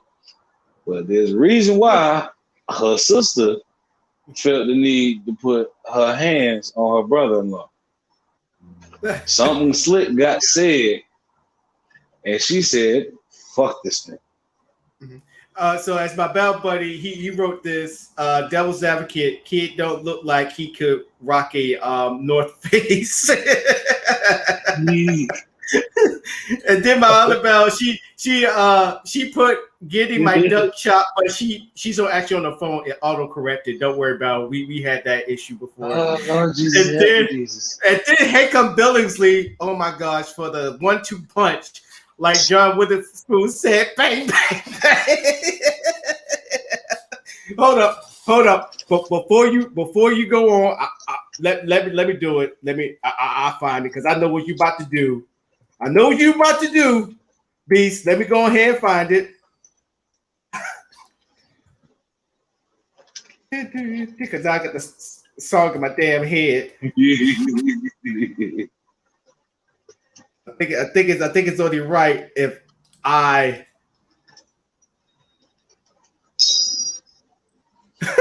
I'm still looking for it. If y'all comments came up, I promise I would get to it. I just gotta find this video because I think it's only fair for me to play it since Billingsley. Good golly G Day. Good grief. Hold up. Once again, look at the kid again. I ain't meant to do it. I was trying to remove it.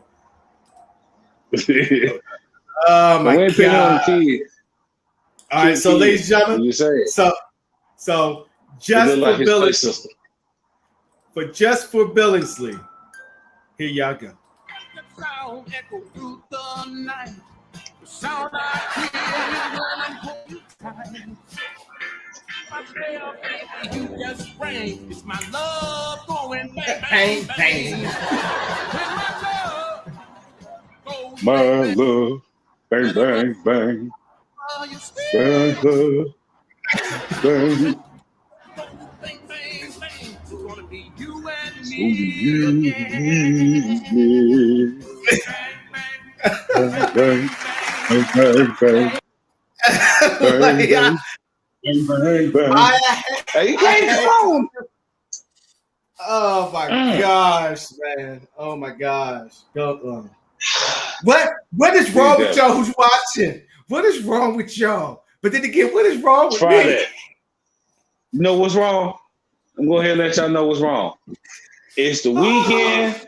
We geeking and we tweaking.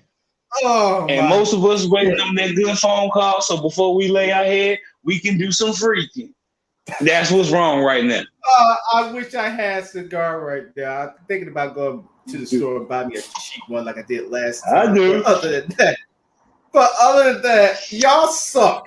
Like for real. Each and every one of y'all that is digging a hole more into this rabbit hole. Because now they're gonna look at us and be like, well, that conspiracy theory just started on hashtag fade to black. Guess what? In the words of my boy McKinnon, we be that. It was said.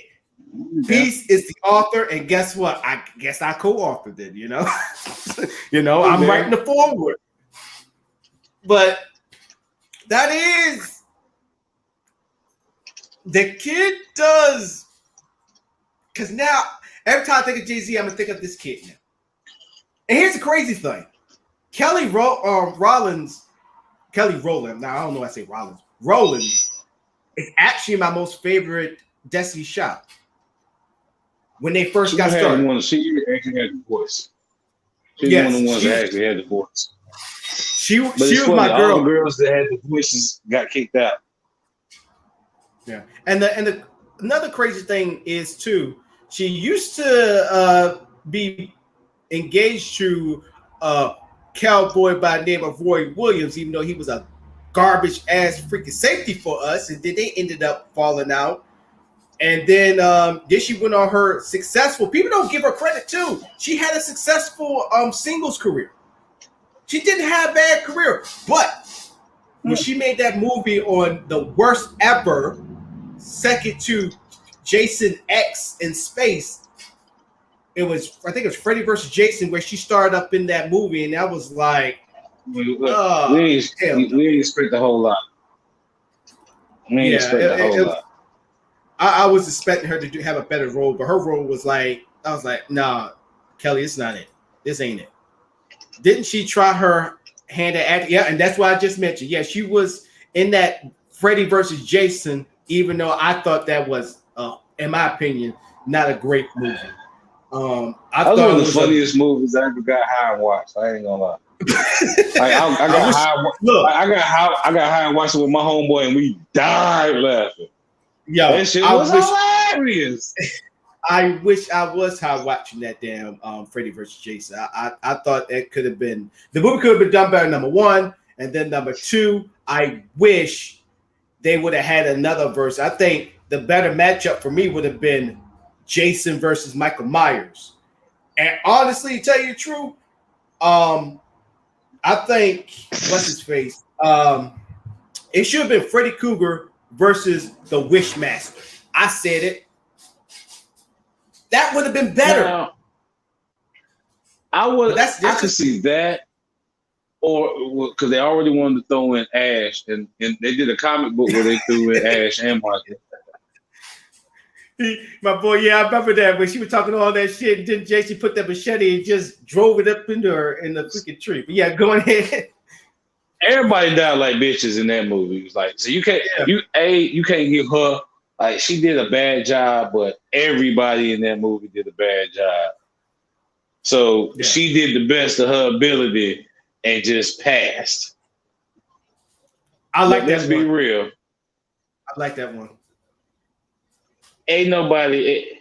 Freddy versus Candyman. Oh, actually, that's pretty damn good. Due to the whole general setup it's a urban legend word of mouth deal. Mm-hmm. That was underrated right there. Jason versus Pumpkinhead. That's very underrated. Because Pumpkinhead has to be. It has to be summoned. But here's the thing about Pumpkinhead. Pumpkinhead is there's actually a way where you can kind of tie them in together. Because I love horror movies anyway. So this is my shit. I am completely desensitized by all blood, guts, and gore.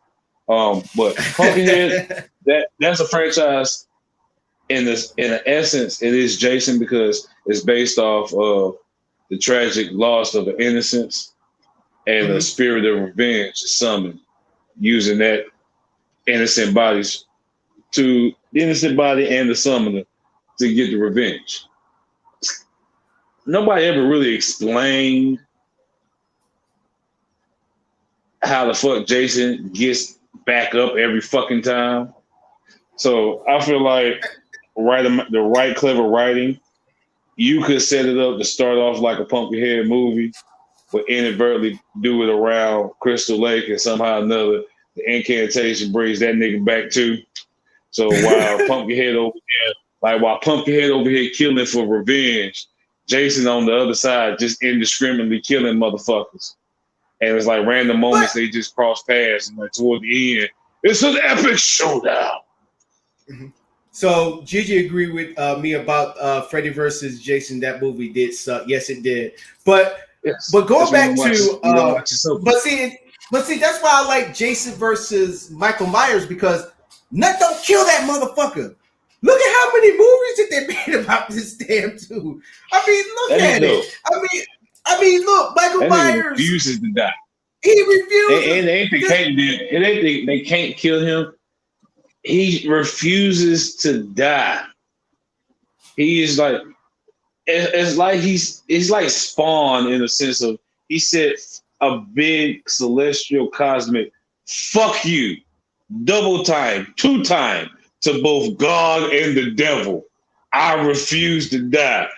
Give me your worst assholes. I'm not walking up on either door. Right. Like that's how Michael Myers is. I'm a kill.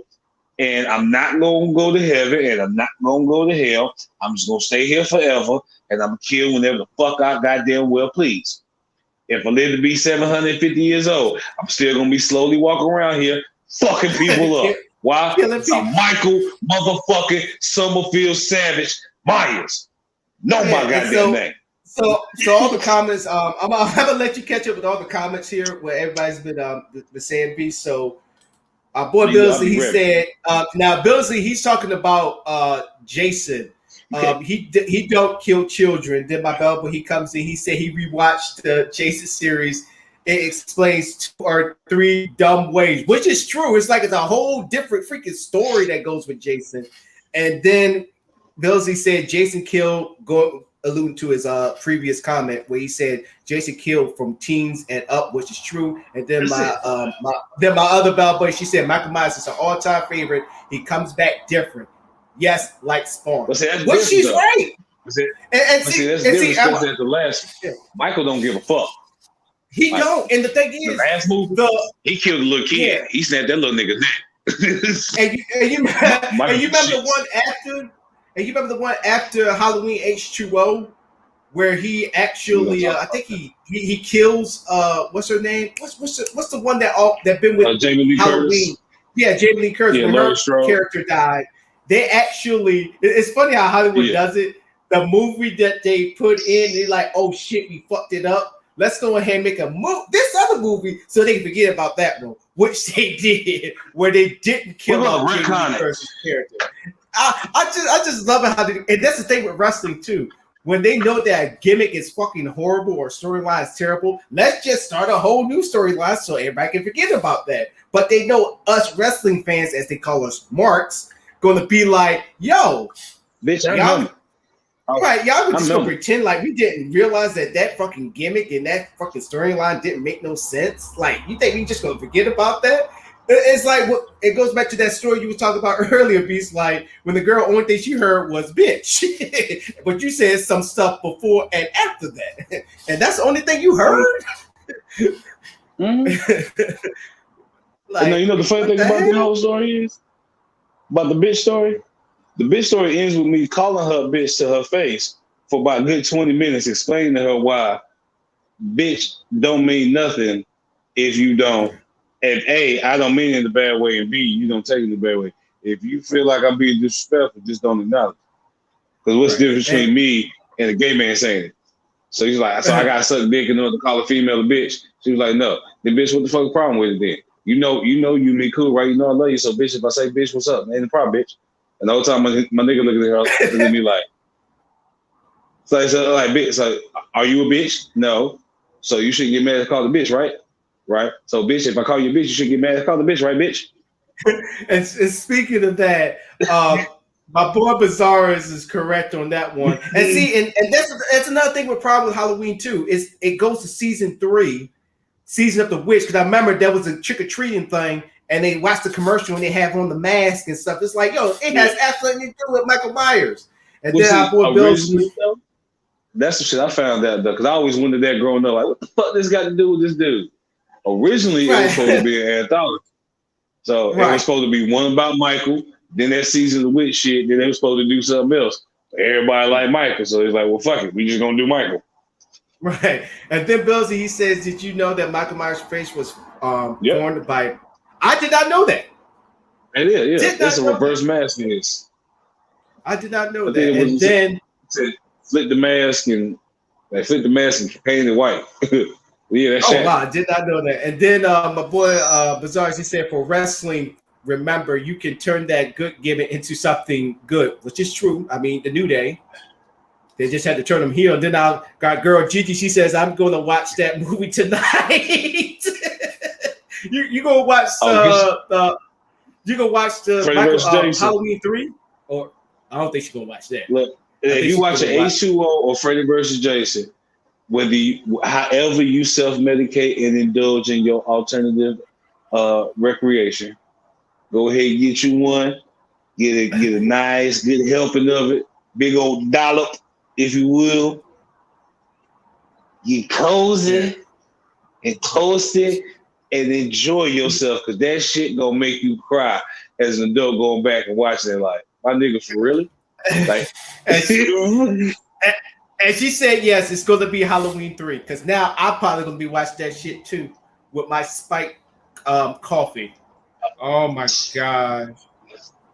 I just remembered that movie because I was like Halloween 3. I'm thinking about Michael Myers going around slashing, killing people, still chasing Jamie Lee Curtis. Nope, it's a bunch of kids trick or treating, and it's a factory produced. Fucked up ass crazy mask. Yeah, pulling that mask, evil and I think it like do like some like mind control thing over it or something like that. And I was like come to the end, it's like it's no damn ending because the dude thought he stopped it. it was the only good part of that whole movie, and the weirdest part is when they had the family. What he said, it was like everybody doing it, so they had the family put on the mask, and then they put out the pulse, and it was like it didn't control them as much as it like ate their heads and decomposed. Like kids just sitting there with a little mask on, and like 5 minutes later, this motherfucker knocked down on the ground with bugs and maggots falling out his head. Like, what the fuck kind of mask is this? Hey, we 80s babies, so we had the cheap mask like that. Oh yeah. And then he got Bill. He said, with the plastic joints. He said, I laughed so hard at Freddy versus Jason. See, my nigga, Billsley, my nigga, so you understand. That shit was hilarious. Oh my God. And then Gigi, she's right. The part where Freebird was talking shit. Yeah. Yes, my favorite time of the year. I know, this is Christmas for me. Yeah, this is like Christmas for me. And then Halloween 3, Robots and Magic. You know what? I've been on a run with this.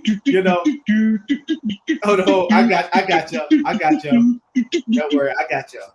Since we gonna do it like that, good old 80s horror. 80s. My girlfriend hates it. She's like, "Why you guys gotta watch it?" I was like, because the new shit don't come close. It don't come close. Bizarre's already know me. Me and him basically like old school, and then also YouTube beats. We like old school scary movies. Cause this shit is glorious. Yes. Okay, so I got the I got the trailer. Hopefully y'all can see it. Let me put it on here. Excuse me. He said, "Don't forget the old man in the movie got his groove on." Oh yes, he did.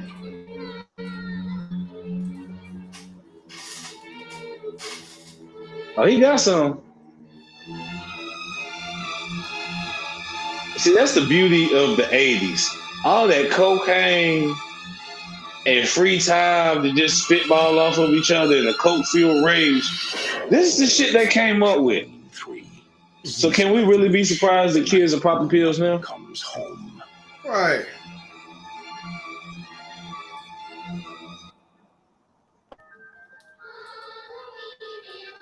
Because a lot of this shit that I used to grow up watching in the 80s, I said to myself as a child, I need to go back and watch this as an adult when I can do drugs. Because I feel like I'll be able to understand it. I said it to myself at like 6. I think the most underrated movie for me is Phantasm. Oh my God. That's a movie I want to pop shrooms and watch. But watch on a big screen with surround sound. Mr. Cochran, just what is the final? Look at it. With weighted socks. In case I have a bad trip, I can't move so fast. Hey! The stuff. Oh, see? Oh yeah, I forgot about the chip. Oh, the stuff. What you know about the stuff? Yeah. We just out here showing our age right now. Oh, well, hold on now. Since folks showing their age, I've got nothing here to indicate there was. I'm about to go ahead and hit y'all with it real quick. This is an emergency. Oh, no, let's let this play. I got one for you down there. This is the best ever. The joke of the look, see? I'm glad you'll be able to watch it. You've got to believe me. They're going to kill us. All of us. Stop it! Stop it! The world's going to change tonight, Doctor. Happy Halloween. Stop it! Why is he so sweaty? Halloween 3, Season of the Witch, the night. Exactly, man. We need no disrespect when I say this, but I feel like everybody secretly understands this, and this is why we love horror movies. Because it's basically white folk dying in horrible, gruesome things for being in places and doing shit they ain't had no fucking business doing and being in the first goddamn place. Like that's the bulk, vast majority of all horror movies. White people in a place, bad history. They know they ain't got no business there, but they go. And then everyone's surprised with, oh, So the old story about the woman that died back in 1770 after she murdered all her family and hung herself in the middle of this room, that's a real story. Yeah. Right as your ass get lassoed up by the ghost and hung up yourself. You got the blacks, you got the Puerto Ricans, you got the Mexicans, even you got the freaking Asians. They hear noise like nope.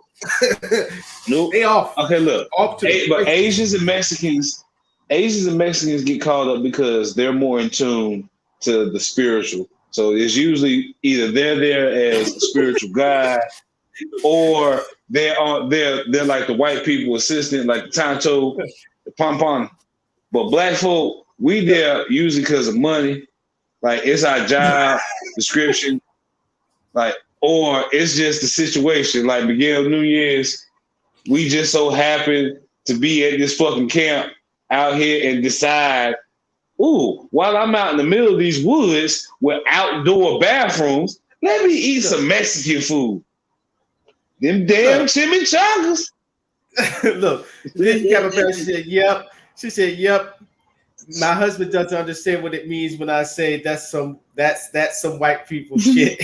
After he looks at me with a smirk, and then my boy Pizarro he says, "Strange noise coming from the place. Let's go and see what it is." White people. That is true. No, but this is my favorite right here. This is my favorite house. This is a 17-bedroom, 12 bath, 17,000 acres square foot home with its own generator, a pool, and a 5-star kitchen, all for $750 a month. This is still, man. This is still like what happened here? I'm forced by law to inform you that this property did sustain a murder.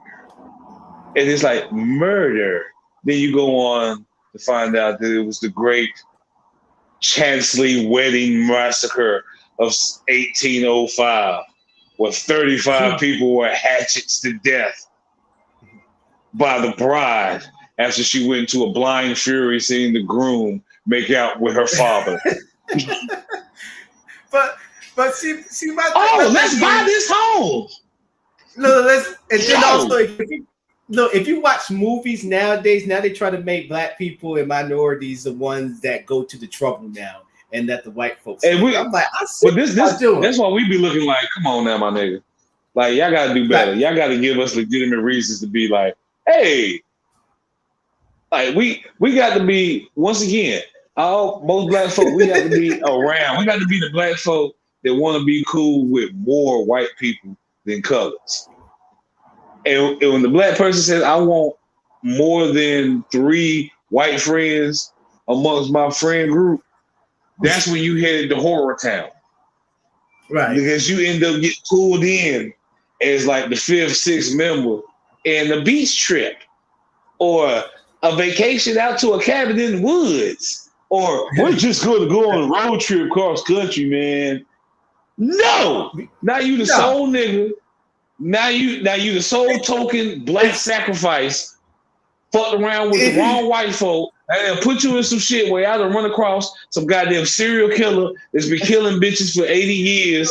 Don't nobody know, and he's the devil, but don't nobody know he's the real devil. He eats people's hearts. Like it's the crazy shit they be having in their horror movies, but it's always white people putting themselves in places they ain't got no fucking business. Look, and so look, they asked, and look, y'all asked for it. Y'all asked for it. Here y'all go. Here's the official trailer of the stuff.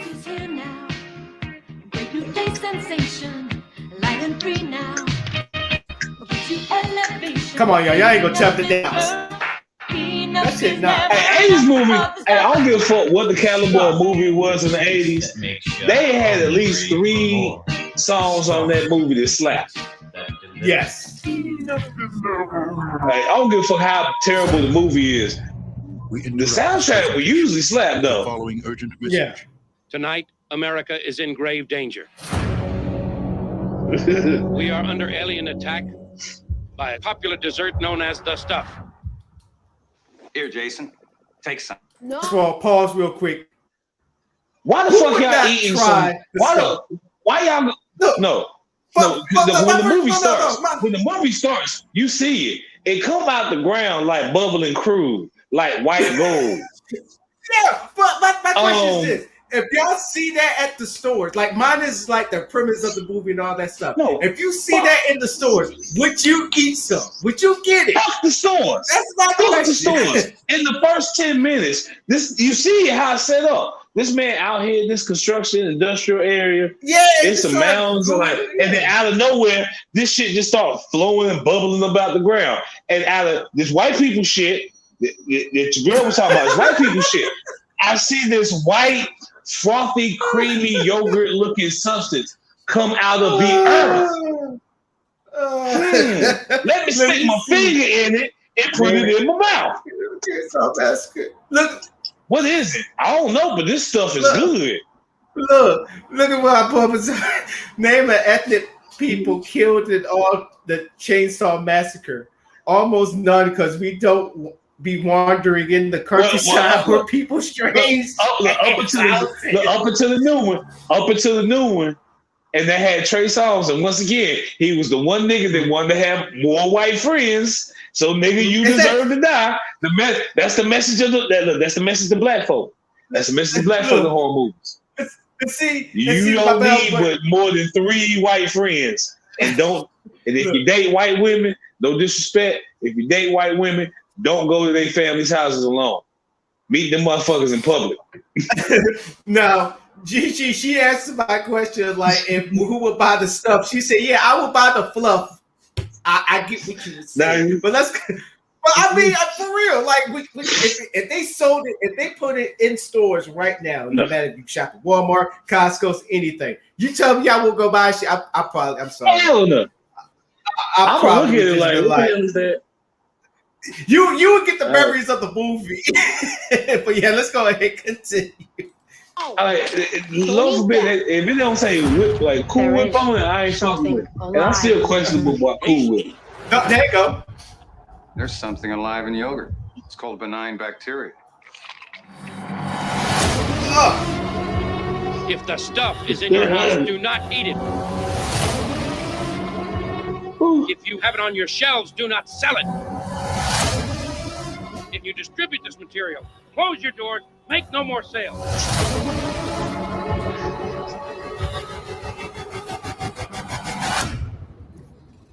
No. You know who the black dude was in this movie? Garrett Morgan. Garrett Morris. Yep. Mm-hmm. Now hold on. I got one for you down there and everybody watching. I'm about to ramble off this rift of a movie. Since we were talking about the music. It is a very synonymous and cult classic horror movie from the 80s. I'm sure everyone remembers. Hold up. Before you continue, read that comment that Billsy just put. I was thinking the same thing. I didn't want to say it though. I was trying to be clean with it. But I didn't want to just come out and be like, the shit looked like a massive amount of cum. Like, at that point, that's not jizz. That's not sperm. That's cum. That is massive loads of cum. That is the earth busting a load on people. Oh my goodness. Now, with that being said, I want y'all to tell me what this movie is. You ready? Yeah, I'm ready.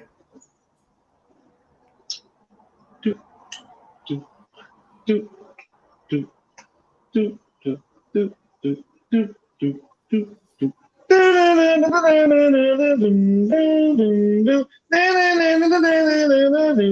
are not talking about the Killer Clown.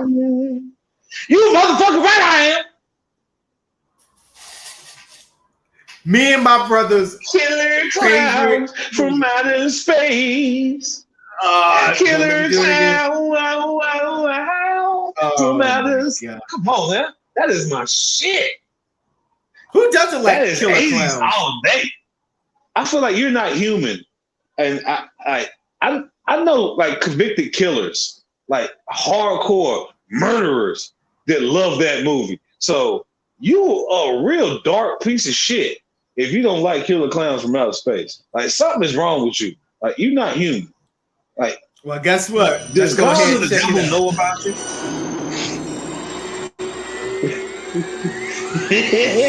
Yes, sir. Something. Classic, Like the baby. act, look, the acting is so fucking corny. It just makes the movie so great. But it's perfect. That, like you don't want serious acting with a concept like that. Right. Somebody was high when they came up with that. Look at that. But real talk, that shit is fucking frightening. I'm a grown ass man right now. If I saw that little motherfucker come around the corner, I'm hauling ass. Damn I'm right. hauling ass till I can get a hold of a weapon like GTA, and I'm dumping everything in his fucking head. Fuck body shots, head shots, all day. Yes. I'm gonna try to shoot that motherfucker in the nose just because I seen the movie. And Beast my boy trying to say once again, no ethnic people, because they all left. It was like, what? Stop here for my teeth. You don't need the police. Like, oh hell no. Yeah. You wasn't gonna see no, and I never noticed that shit too till we sit here now. There was no colors in that goddamn movie. Not one color, not even in the background. You're messing with the wrong guy. Like that, not even in the public settings. They ain't had no random niggas just walking through. It's crazy. It's like all the niggas just like, you know what, that town ain't for me. Look, first of There's something all, about that town that ain't for me. first of all, no one thing that's a big mystery about that movie for me. You remember those two twins, and they was in the room with the female clowns when you know what happened. Did they fuck? Yeah, Right. That's kind of a weird. That's like, okay, what happened? And then all of a It's sudden, not a question the of movie, like, did they fuck? It's not like, it's like, where they at? It's Like, did they come with them? I mean, did they go fucked with them themselves, or man. what? Right. Like, It's like, they fucked. did the girls stay or did they come with them in the freaking ice cream truck? And that's another mystery too. They survived in that freaking ice cream truck. I was like, hold up, wait a minute. And then also, here's another thing too. The freaking pie. Do you remember the pie that you saw that they threw at that freaking officer? That officer freaking disintegrated. And then the pie that fell on them when that freaking ship exploded, they survived. It's like, hold up, wait a minute. How are you not dead? That's how I was like, Yes. how are you not dead? That chief, I did notice. He starred in "I'ma Get You, Sucker." He's starred in a lot of great movies. That's why I love Chief 80s of movies, because the supporting actors and the character actors, they intermingle in a lot of different movies. So Right, it was and I always a guarantee- comforting feel when you saw one of them in the movie. You're like, all right, Right. at least there's one fucking character I'm liking here because I like that Right. dude or I like that chick. And rest in peace to that guy who played the sheriff. You know, he's no longer around. But I guarantee you, when he was alive, he would get asked about that movie. He like, were you the chief that started that movie? I guarantee you, he would get some freaking autographs and all that stuff. And you know now, it's a niche now where they go to, you know, cult classic, because this movie counts as a cult classic. And they probably got freaking like conferences, and you got those actors and directors giving out autographs and all that stuff. I guarantee you they still do it. What the hell the ice cream truck made of? Yeah, what the, like, how in the world this ice cream truck did not get damaged at all through the You know what it was made of? You know what it was made of? Good old fashioned 1980s American Ford Tough metal. All 80s, all cars in the 80s was just like, hey, look, we found the right amount of cocaine and whiskey with bourbon, and they were speedballing it before they knew what speedballing was. So they were smoking the coke, but they had enough balance with it to where all the metal in the 80s is like, let's be real. We talking realistically here. All 80s models cars and early model 90s cars, those models that metal, them motherfuckers is durable. They still taking hits in 2021. Shoot, I got a 92 right now. That bitch got several dents on it. Damn, the trunk don't close by itself, but that motherfucker still hit. I did not know that Comedian Titus is in that movie. I gotta look that up now. Christopher Titus, man, most underrated actor. I never knew he was in that movie. I'm gonna have to look up in there now. Now I'm gonna have to. You know what? Go back and look at my damn self. Look here, Gigi. I hate you because now I'm thinking. I was gonna go look at Halloween 3. Now, Bazaris, I hate you. Now I'm gonna have to watch freaking Attack of the Killer Clowns from Outer Space now to look for Christopher Titus, a young Christopher Titus at that. But Beast, we got to get ready to head on out, and we got to do your segment, man. So what you gonna do? So what you gonna do for the? Look, we don't even need to do no segment because we gonna end it just like this, riffing and enjoying it. Because this has been one hell of a conversation. I don't think I can add on anymore. I think this movie does count as a cult classic. I don't care what anybody says. You can go to anybody that's an 80s baby and even a 90s baby, and you would tell them about the Killer Clowns from Outer Space, and you would get either one or two reactions. One, you get the reaction that me and Beast have, or two, that movie sucked. It's no in between. No, you're gonna get the response that Donnell gave me. I didn't even have to say the movie. I ain't had to describe it, give you a synopsis, plot about it. All I had to do was Kill Clowns from Outer Space. You know what? Shit, y'all remember that movie? You know what? I didn't pick one. I got one that people don't even talk about, and this movie is so underrated. It's ridiculous. I got one for y'all. Oh, since we was doing songs, I got one for you. Do da da da da da da da da da da da da. I ain't gonna get it, but I guarantee you gonna hear it in this trailer. Oh, let me put it out there real quick. What's that? Horror movie. Hold up.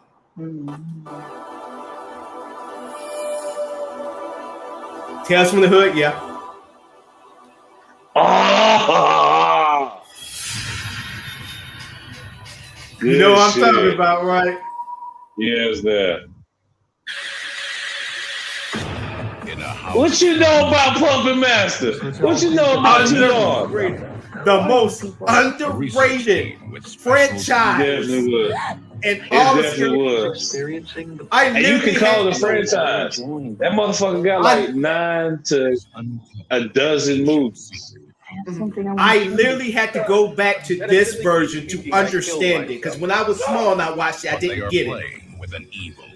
I was like, this is some weird shit. Once again, it's one of the movies like I gotta get high and watch it as an adult. I can't wait to get grown so I can stop doing drugs. That's what I said as a child. But like, some of this shit is just weird, man. Look, the crazy thing about this movie, you got freaking dolls that you just grab and just throw away. No, but these are like my man's right here with the knife and the hook. That's not a doll you can just run up on and just like. Even if you try to kick it, you gotta like Pele kick that bitch at the right angle. Because if he's in when you zag, either that hook gonna catch you or that blade gonna catch you. It's like, hold on now. And the one with the drill is like, hold on now. Oh, what the fuck? Look at the this. fuck? Hey. Fuck you go. And they disappear from your land. Oh shit. Irene Miller. Look at that. Like that's one of my biggest fears. I hate any kind of creature that can hide in plain sight. So something like a puppet, let alone a puppet with a drill on his fucking head that can hide easily in my home. Yo, but you know who my favorite is? I'd rather have a heart attack. Look. I forgot what the ringmaster is with the hook and the freaking little knife on his head. I Yeah. forgot his name. That Strong man was always my dude. He was my favorite. But I do the little strong man was my dude right there. But nobody ain't gonna talk about and Six Shot. No, Six actually, Shot. you know who mine was? Yes, sir. Who's that? Six Shot. Let me see. Good pair of steel boots. And they shuffle. and Bill's right too. What about Jeepers Creepers? Oh yeah, Jeepers Creepers. Oh Jeepers. Oh, it was a time. Bill Bazaars knows what I'm talking about because where he used to, where I was living with him in Kentucky, there were some areas that gave me some Jeep Creepers vibes because we lived in like some areas in Greensboro in Guilford County. Yo, I'd be like, I'm like every time I see a truck that's replica to the one on Jeepers Creepers, that's the one thing I be thinking about. Like, yo, don't follow me, don't follow. I wouldn't even stop. I just keep my head straight. I'm like, whatever you doing, my mama, I ain't stopping until I get in the hood. Right. So my mama ain't stopping until I get in the hood. These niggas got guns. either when I get home or I see civilization. Because you ain't gonna follow me when I'm around a whole bunch of people or around the popo. No, like I said, you ain't gonna follow me. You follow me. Follow me till I get to the hood. As soon as I get in the hood, where I know it's ratchet niggas with impulse control issues and trigger fingers, I'ma scream out. That goddamn truck behind me, police nigga. Light up like that nigga 5'11". Like he's 6. But one thing I like about he's trying to shoot me, I'ma scream. That was fuck I got to. But see, one thing I like about Puppet Master, definitely the franchise, definitely the first one, the dude who y'all saw that was yelling, screaming up in the freaking elevator. The puppets turned on him because he didn't respect the puppets for what they did for him. Because you remember he took this head off. He said, "You're just a puppet." Yep. I'm like, yo, and everybody saw that shit. They was like, "Motherfucker, we brought you like this nigga." Yeah, he was like, just like your mama. Hey, I brought you to this world. Now I can take you out of it, and they did exactly that too. Cause my boy, he cut his fingers off, dude. And then also, we're not even talking about the dude with the freaking screw in his head. He was a evil assassin too. The leash was just on some weird shit. The leash was on some weird shit because it was just a bad setup. My man's just got through making love and getting his. Now he feel this weird slimy tongue on his leg. He thinking this bitch kinky. He's like, all right, I'm with you. Go ahead and lick yourself up. Go ahead and lick your way up, girl. I'm like, oh, hold on, girl, no teeth. But look, she was kinky too because she got screwed in the mouth. That kind of came out wrong, but she literally did get screwed in the mouth. Because the only thing she was like, and if you saw the aftermath, oh my God, it did not come out right. But I knew, but he had the screw in his head. You drilled her. What kind of head? Hey. Look, so tell me if you recognize this. Tell me if you recognize this. It's from a horror movie. I'll give you a horror movie. And this could be our last trailer. This could be our last trailer right here. If we could guess it. And I'll give you the instrument. Violin. All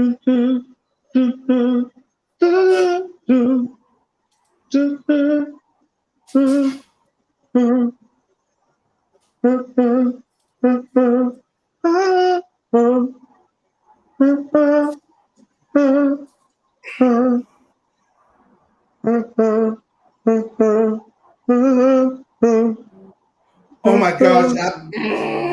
I see the eyes, I can't say the name. Give me a hint. Give me another hint. Pee Wee Herman.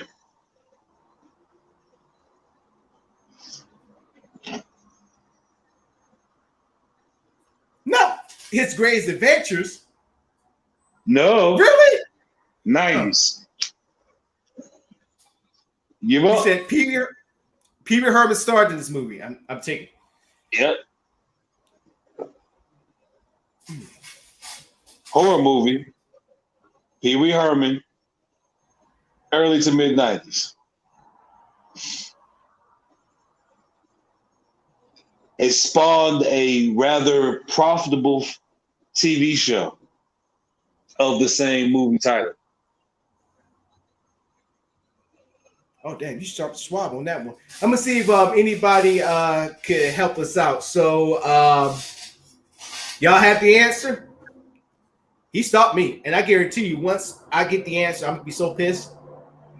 I'm literally gonna be so pissed once I hear the answer because I You think ready? I know it. Yeah. Buffy the Vampire Slayer. Get the. Because now I remember, dude who was playing the violin had a Was history. the master vampire. Yeah, that even killed her freaking ancestors before her, and he was trying to stop the freaking bloodline. And not to mention, I think he also starred in he was the professor in Boy Blind Meets Fury. World. No, not him. He played that was Rutger Hauer played in Blade Runner and Blind Fury. Yes, Oh, man, really? Buffy. I did not. Yeah, I say like, Pee Wee what? Herman because that's the scene. It's a cold scene because it's the funniest scene in the whole movie, but it's so fucking cold for a vampire. You the master vampire. Buffy in there about to kill Pee Wee Herman, the vampire. This nigga got one arm, still talking shit. Yo, Still like, I'll fuck you up, bitch. And he just You come know- through. Fuck everything up on the violin. And then he looked at this nigga. Like, she looked at him, he looked at Pee Wee, and he gave Pee Wee the look like, you gonna have to take this one, my nigga. Yeah. And then she looked at Pee Wee, he looked at her, yeah, I'm like, nigga, that's cold as fuck. You gonna interrupt the fight to act like you gonna help, play some music, and then look at this nigga with the look of, oh, I'm just here to play, baby. Yo, you know who I thought that vampire And then was at keep first? Yeah. And then keep playing. And he was so struggling over there. Yo, he was so struggling. Piece of word, But you know, but you know who I thought was the vampire? This is even gonna make y'all laugh even worse. You know who I thought was the vampire? Because I didn't even know it was people. I thought it was Nicolas Cage. Which is funny. And the sad thing is, the funny shit about it is, I can see that. And Nicolas Cage, and the crazy thing is, Nicolas Cage around that time made a vampire movie, but it was a funny one, which I always told myself to watch. But I keep that was AIDS. That was AIDS. Okay. Yeah, that was AIDS. But he did have a look to that degree during that time. So damn. I'm going back and looking at it like, damn, he did look like Nick Cage. And I was like, yo, is that Nicolas Cage? Like, dude, look like him. I did not know it was Pee Wee Herman. But I'm gonna tell you, I've been watching this shit for 20 some odd years. I ain't never looked at. But look, oh man. But look, I'm telling you the part that pissed me off about Buffy the Vampire Slayer. That really pissed me off was the remember the prom when the vampires couldn't go in unless they were invited. And how they were trying to come in. Yeah, and then that damn black chick, she was trying to knock the freaking him with a hammer or something. She succeeded on the first 2 tries, and then the next one, she knocked one of the vampires' hand off one of the girls, and she goes stand right in front of the fucking window and like, "Oh, you okay? Oh, you all right?" And the vampire just grabbed her and pulled her outside. I was like, "No, my shit." All that. My shit was you got a group of these niggas at the door. The group of these niggas at the door talking Buffy. And she's chill. She's like, we good. They can't come in unless we invite them in. Here comes Hillary Swank before she was Hillary Swank. Stupid, goofy ass. I invited them in. I gave her the same nigga look like, bitch. But they're seniors. Bitch, I have 2 pieces in your fucking nose. That's when they come talking shit. Buffy, come out or we'll come in. Yo, faggot asses don't get the fuck out of here. I would have told him, I'm like, y'all can take her. I'd slit her ass. I'd have slit her ass like a 7-10 split down out that goddamn hallway. Here, she invited you in, and she said she going with y'all. And speaking of that, let's go I ahead and say you enjoy can't that come in. trailer. All right. Let's go ahead and enjoy that trailer. Then we're gonna call it a night. We got to. We gonna keep going. Damn, my earbuds about to die too. Oh yeah, I forgot Luke Perry was in this bitch too. Oh yeah. But as it Who else turns was out, David Arquette? Do what? Oh, Stop the vampire. that's what's his face? I didn't even know Donald that was Sutherland. him. weird around Donald here. Sutherland. Are we having a nightmare? Look at Pee-wee. My head. And you caught it. That's how you punch. See that follow through though. Mm-hmm. Kill him a lot. Hi. Kill him a lot. What am I doing here? I'm saving your butt. That is a bad. Can we go, please? The Slayer is unmasked. Let's finish it. I think this relationship has potential. Hi. How's it going? You're obviously having a bad hair day. If she can just get rid of those other guys in her life. Stab him in the heart. Christy Swanson. I am so This is so sure. campy. Donald Sutherland. So fucking campy. Paul And it's so Rubin. 90s. With Hey! and Luke Ah! Perry. Buffy, Hey! not like other girls. God bless him. Yes, I am. This is one of my favorite movies growing up as a kid. I saw this shit and was like, this shit's hilarious. Directed by And the music It was is. dope too, I ain't gonna lie. Keep it coming, keep coming down. Dancing, breathe, go, keep it going. All right, stop. I'm done. I'm done. But do y'all see the resemblance of Nicolas Cage? I did not knew that was Pete Rose. So just You had to look and like, yo, that does look like Nicolas Cage. And I didn't even know that was Luke Perry neither. That was starring in that movie. Rest his soul. I mean, wow. I mean, oh man, that's kind of. And then, like I said, you had a very young David Arquette that was up in that movie.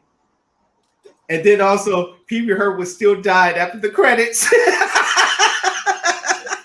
that's the longest I ever seen a vampire die. Like how you hit me in the heart, but not hit me in the heart enough to kill me. I'm just suffering. I think she did that. Like, this is for you trying to come at me the wrong way, but I'm not going to hit your heart because dude just left you. So you gonna I'm be just feeling wondering how his this man's left him though. I just still can't get over how like you supposed to, and he was the number 2. Like he was the second in command in the movie. Like he was the master vampire's like right hand man. That was supposed to be your man's. Like that was your boss. He's the one that keeps He your just troops. Look, he's the one that keeps your troops in line. He's the one that he just looked at your ass like, yo. I mean, he's the one that keeps your troops in line. You just basically just killed one of your sergeants, your top sergeants, your top official that keeps everything under control. You ain't kill him. You watch that nigga die. Right. Now, imagine if other vampires like saw that shit. I mean, just imagine if all the vampires was watching that shit and they was like, who's gonna be the next lead? They're like, are you gonna be the next leader? Because he just left you right there to die. I'm like, oh, this nigga ain't shit. This nigga ain't shit. He ain't shit. He ain't shit. This nigga ain't shit. I mean, so this imagine nigga watch his number 2 get stabbed while playing a fucking violin. I mean, the shit was melodious, but watch this nigga die. He's still dying as we speak. Right, it's like, do anybody want to be the next leader? Like, imagine if Buffy lost. Oh man. And he's like, I'm looking for my next top general. Who's it going to be?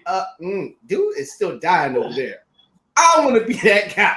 You pushing somebody. Just imagine him coming back for him like, you came back for me. Bastard, you returned. He's just gonna look at his ass again like, ladies and gentlemen. right, he is done. so right. We done. He is so right. Vampires from you know what? Monday Oh, show. who's up? Damn it! I was trying to say we was done. No, but Gotta I'm talk gonna have about to say Big Papa. we have to be done because we're going to continue this on Monday because we are coming We got to Christmas. This is Christmas for Yeah. us, mainly for me, for Halloween. Oh, This is definitely like for me. Christmas. So this is my birthday. Like this is better. Halloween is more important to me than my actual birthday. I say same here too. So, ladies and gentlemen, we're gonna continue this on Monday. And also, if you want to enjoy it, hit DM me, messenger me, because I can get you Same on here. some cable to cut your cable bill in half. Just hit me up. And Definitely help your Halloween viewing. Mm-hmm. And also, we got a pay-per-view coming up Saturday, tomorrow, UFC. Just saying. But other than that, Beast, any final thoughts before we head on out? First of all, thanks Sky Zone Society for sponsoring the show. Y'all go ahead and check them out. Their website is strolling at the bottom. We're going to continue this Monday. DM us, bring your lists, drop them on our pages. We're going to talk about great horrors, funny horrors, and we're going to talk about the beauty and levity that is the horror movie.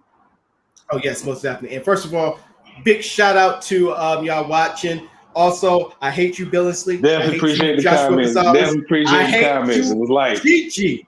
I hate three of y'all because you know why? Because I'm not gonna forget how y'all let and you two Beasts, I hate you because you let us down the rabbit hole about that kid and Jay-Z's. And then another thing, now I'm gonna have to watch Halloween 3, and then I'm gonna watch the freaking what was the other movie I said I was gonna watch? Oh yeah, the Killer Clowns from Outer Space. Oh my gosh, I hate y'all. But other than that, thank y'all for tuning in. Just one of those shows. So we're gonna continue this on Monday. It's our Road to Horror. I'm already giving it a name. Our Road to Horror on hashtag Fade to Black. As for my dog, Beast Johnson, my bro, and me, your gracious host, Donnell Montemor. Thank y'all for tuning in. Don't forget to tune in on Monday. We're gonna continue this conversation, so don't y'all go nowhere. But once again, if you want to watch all these great classics on cable, but I can cut y'all cable bill in half, DM me, message us. We will give you the details and follow up. So, as Billsy said, you're welcome, Billsy. I hate you. But other than that, we're outro. Y'all have a good one. I'm not going to say happy Halloween because we're not even there yet, but we going to get there. But we're going to be celebrating Halloween early. Catch y'all later. Y'all have a good one. Bye, y'all. Peace.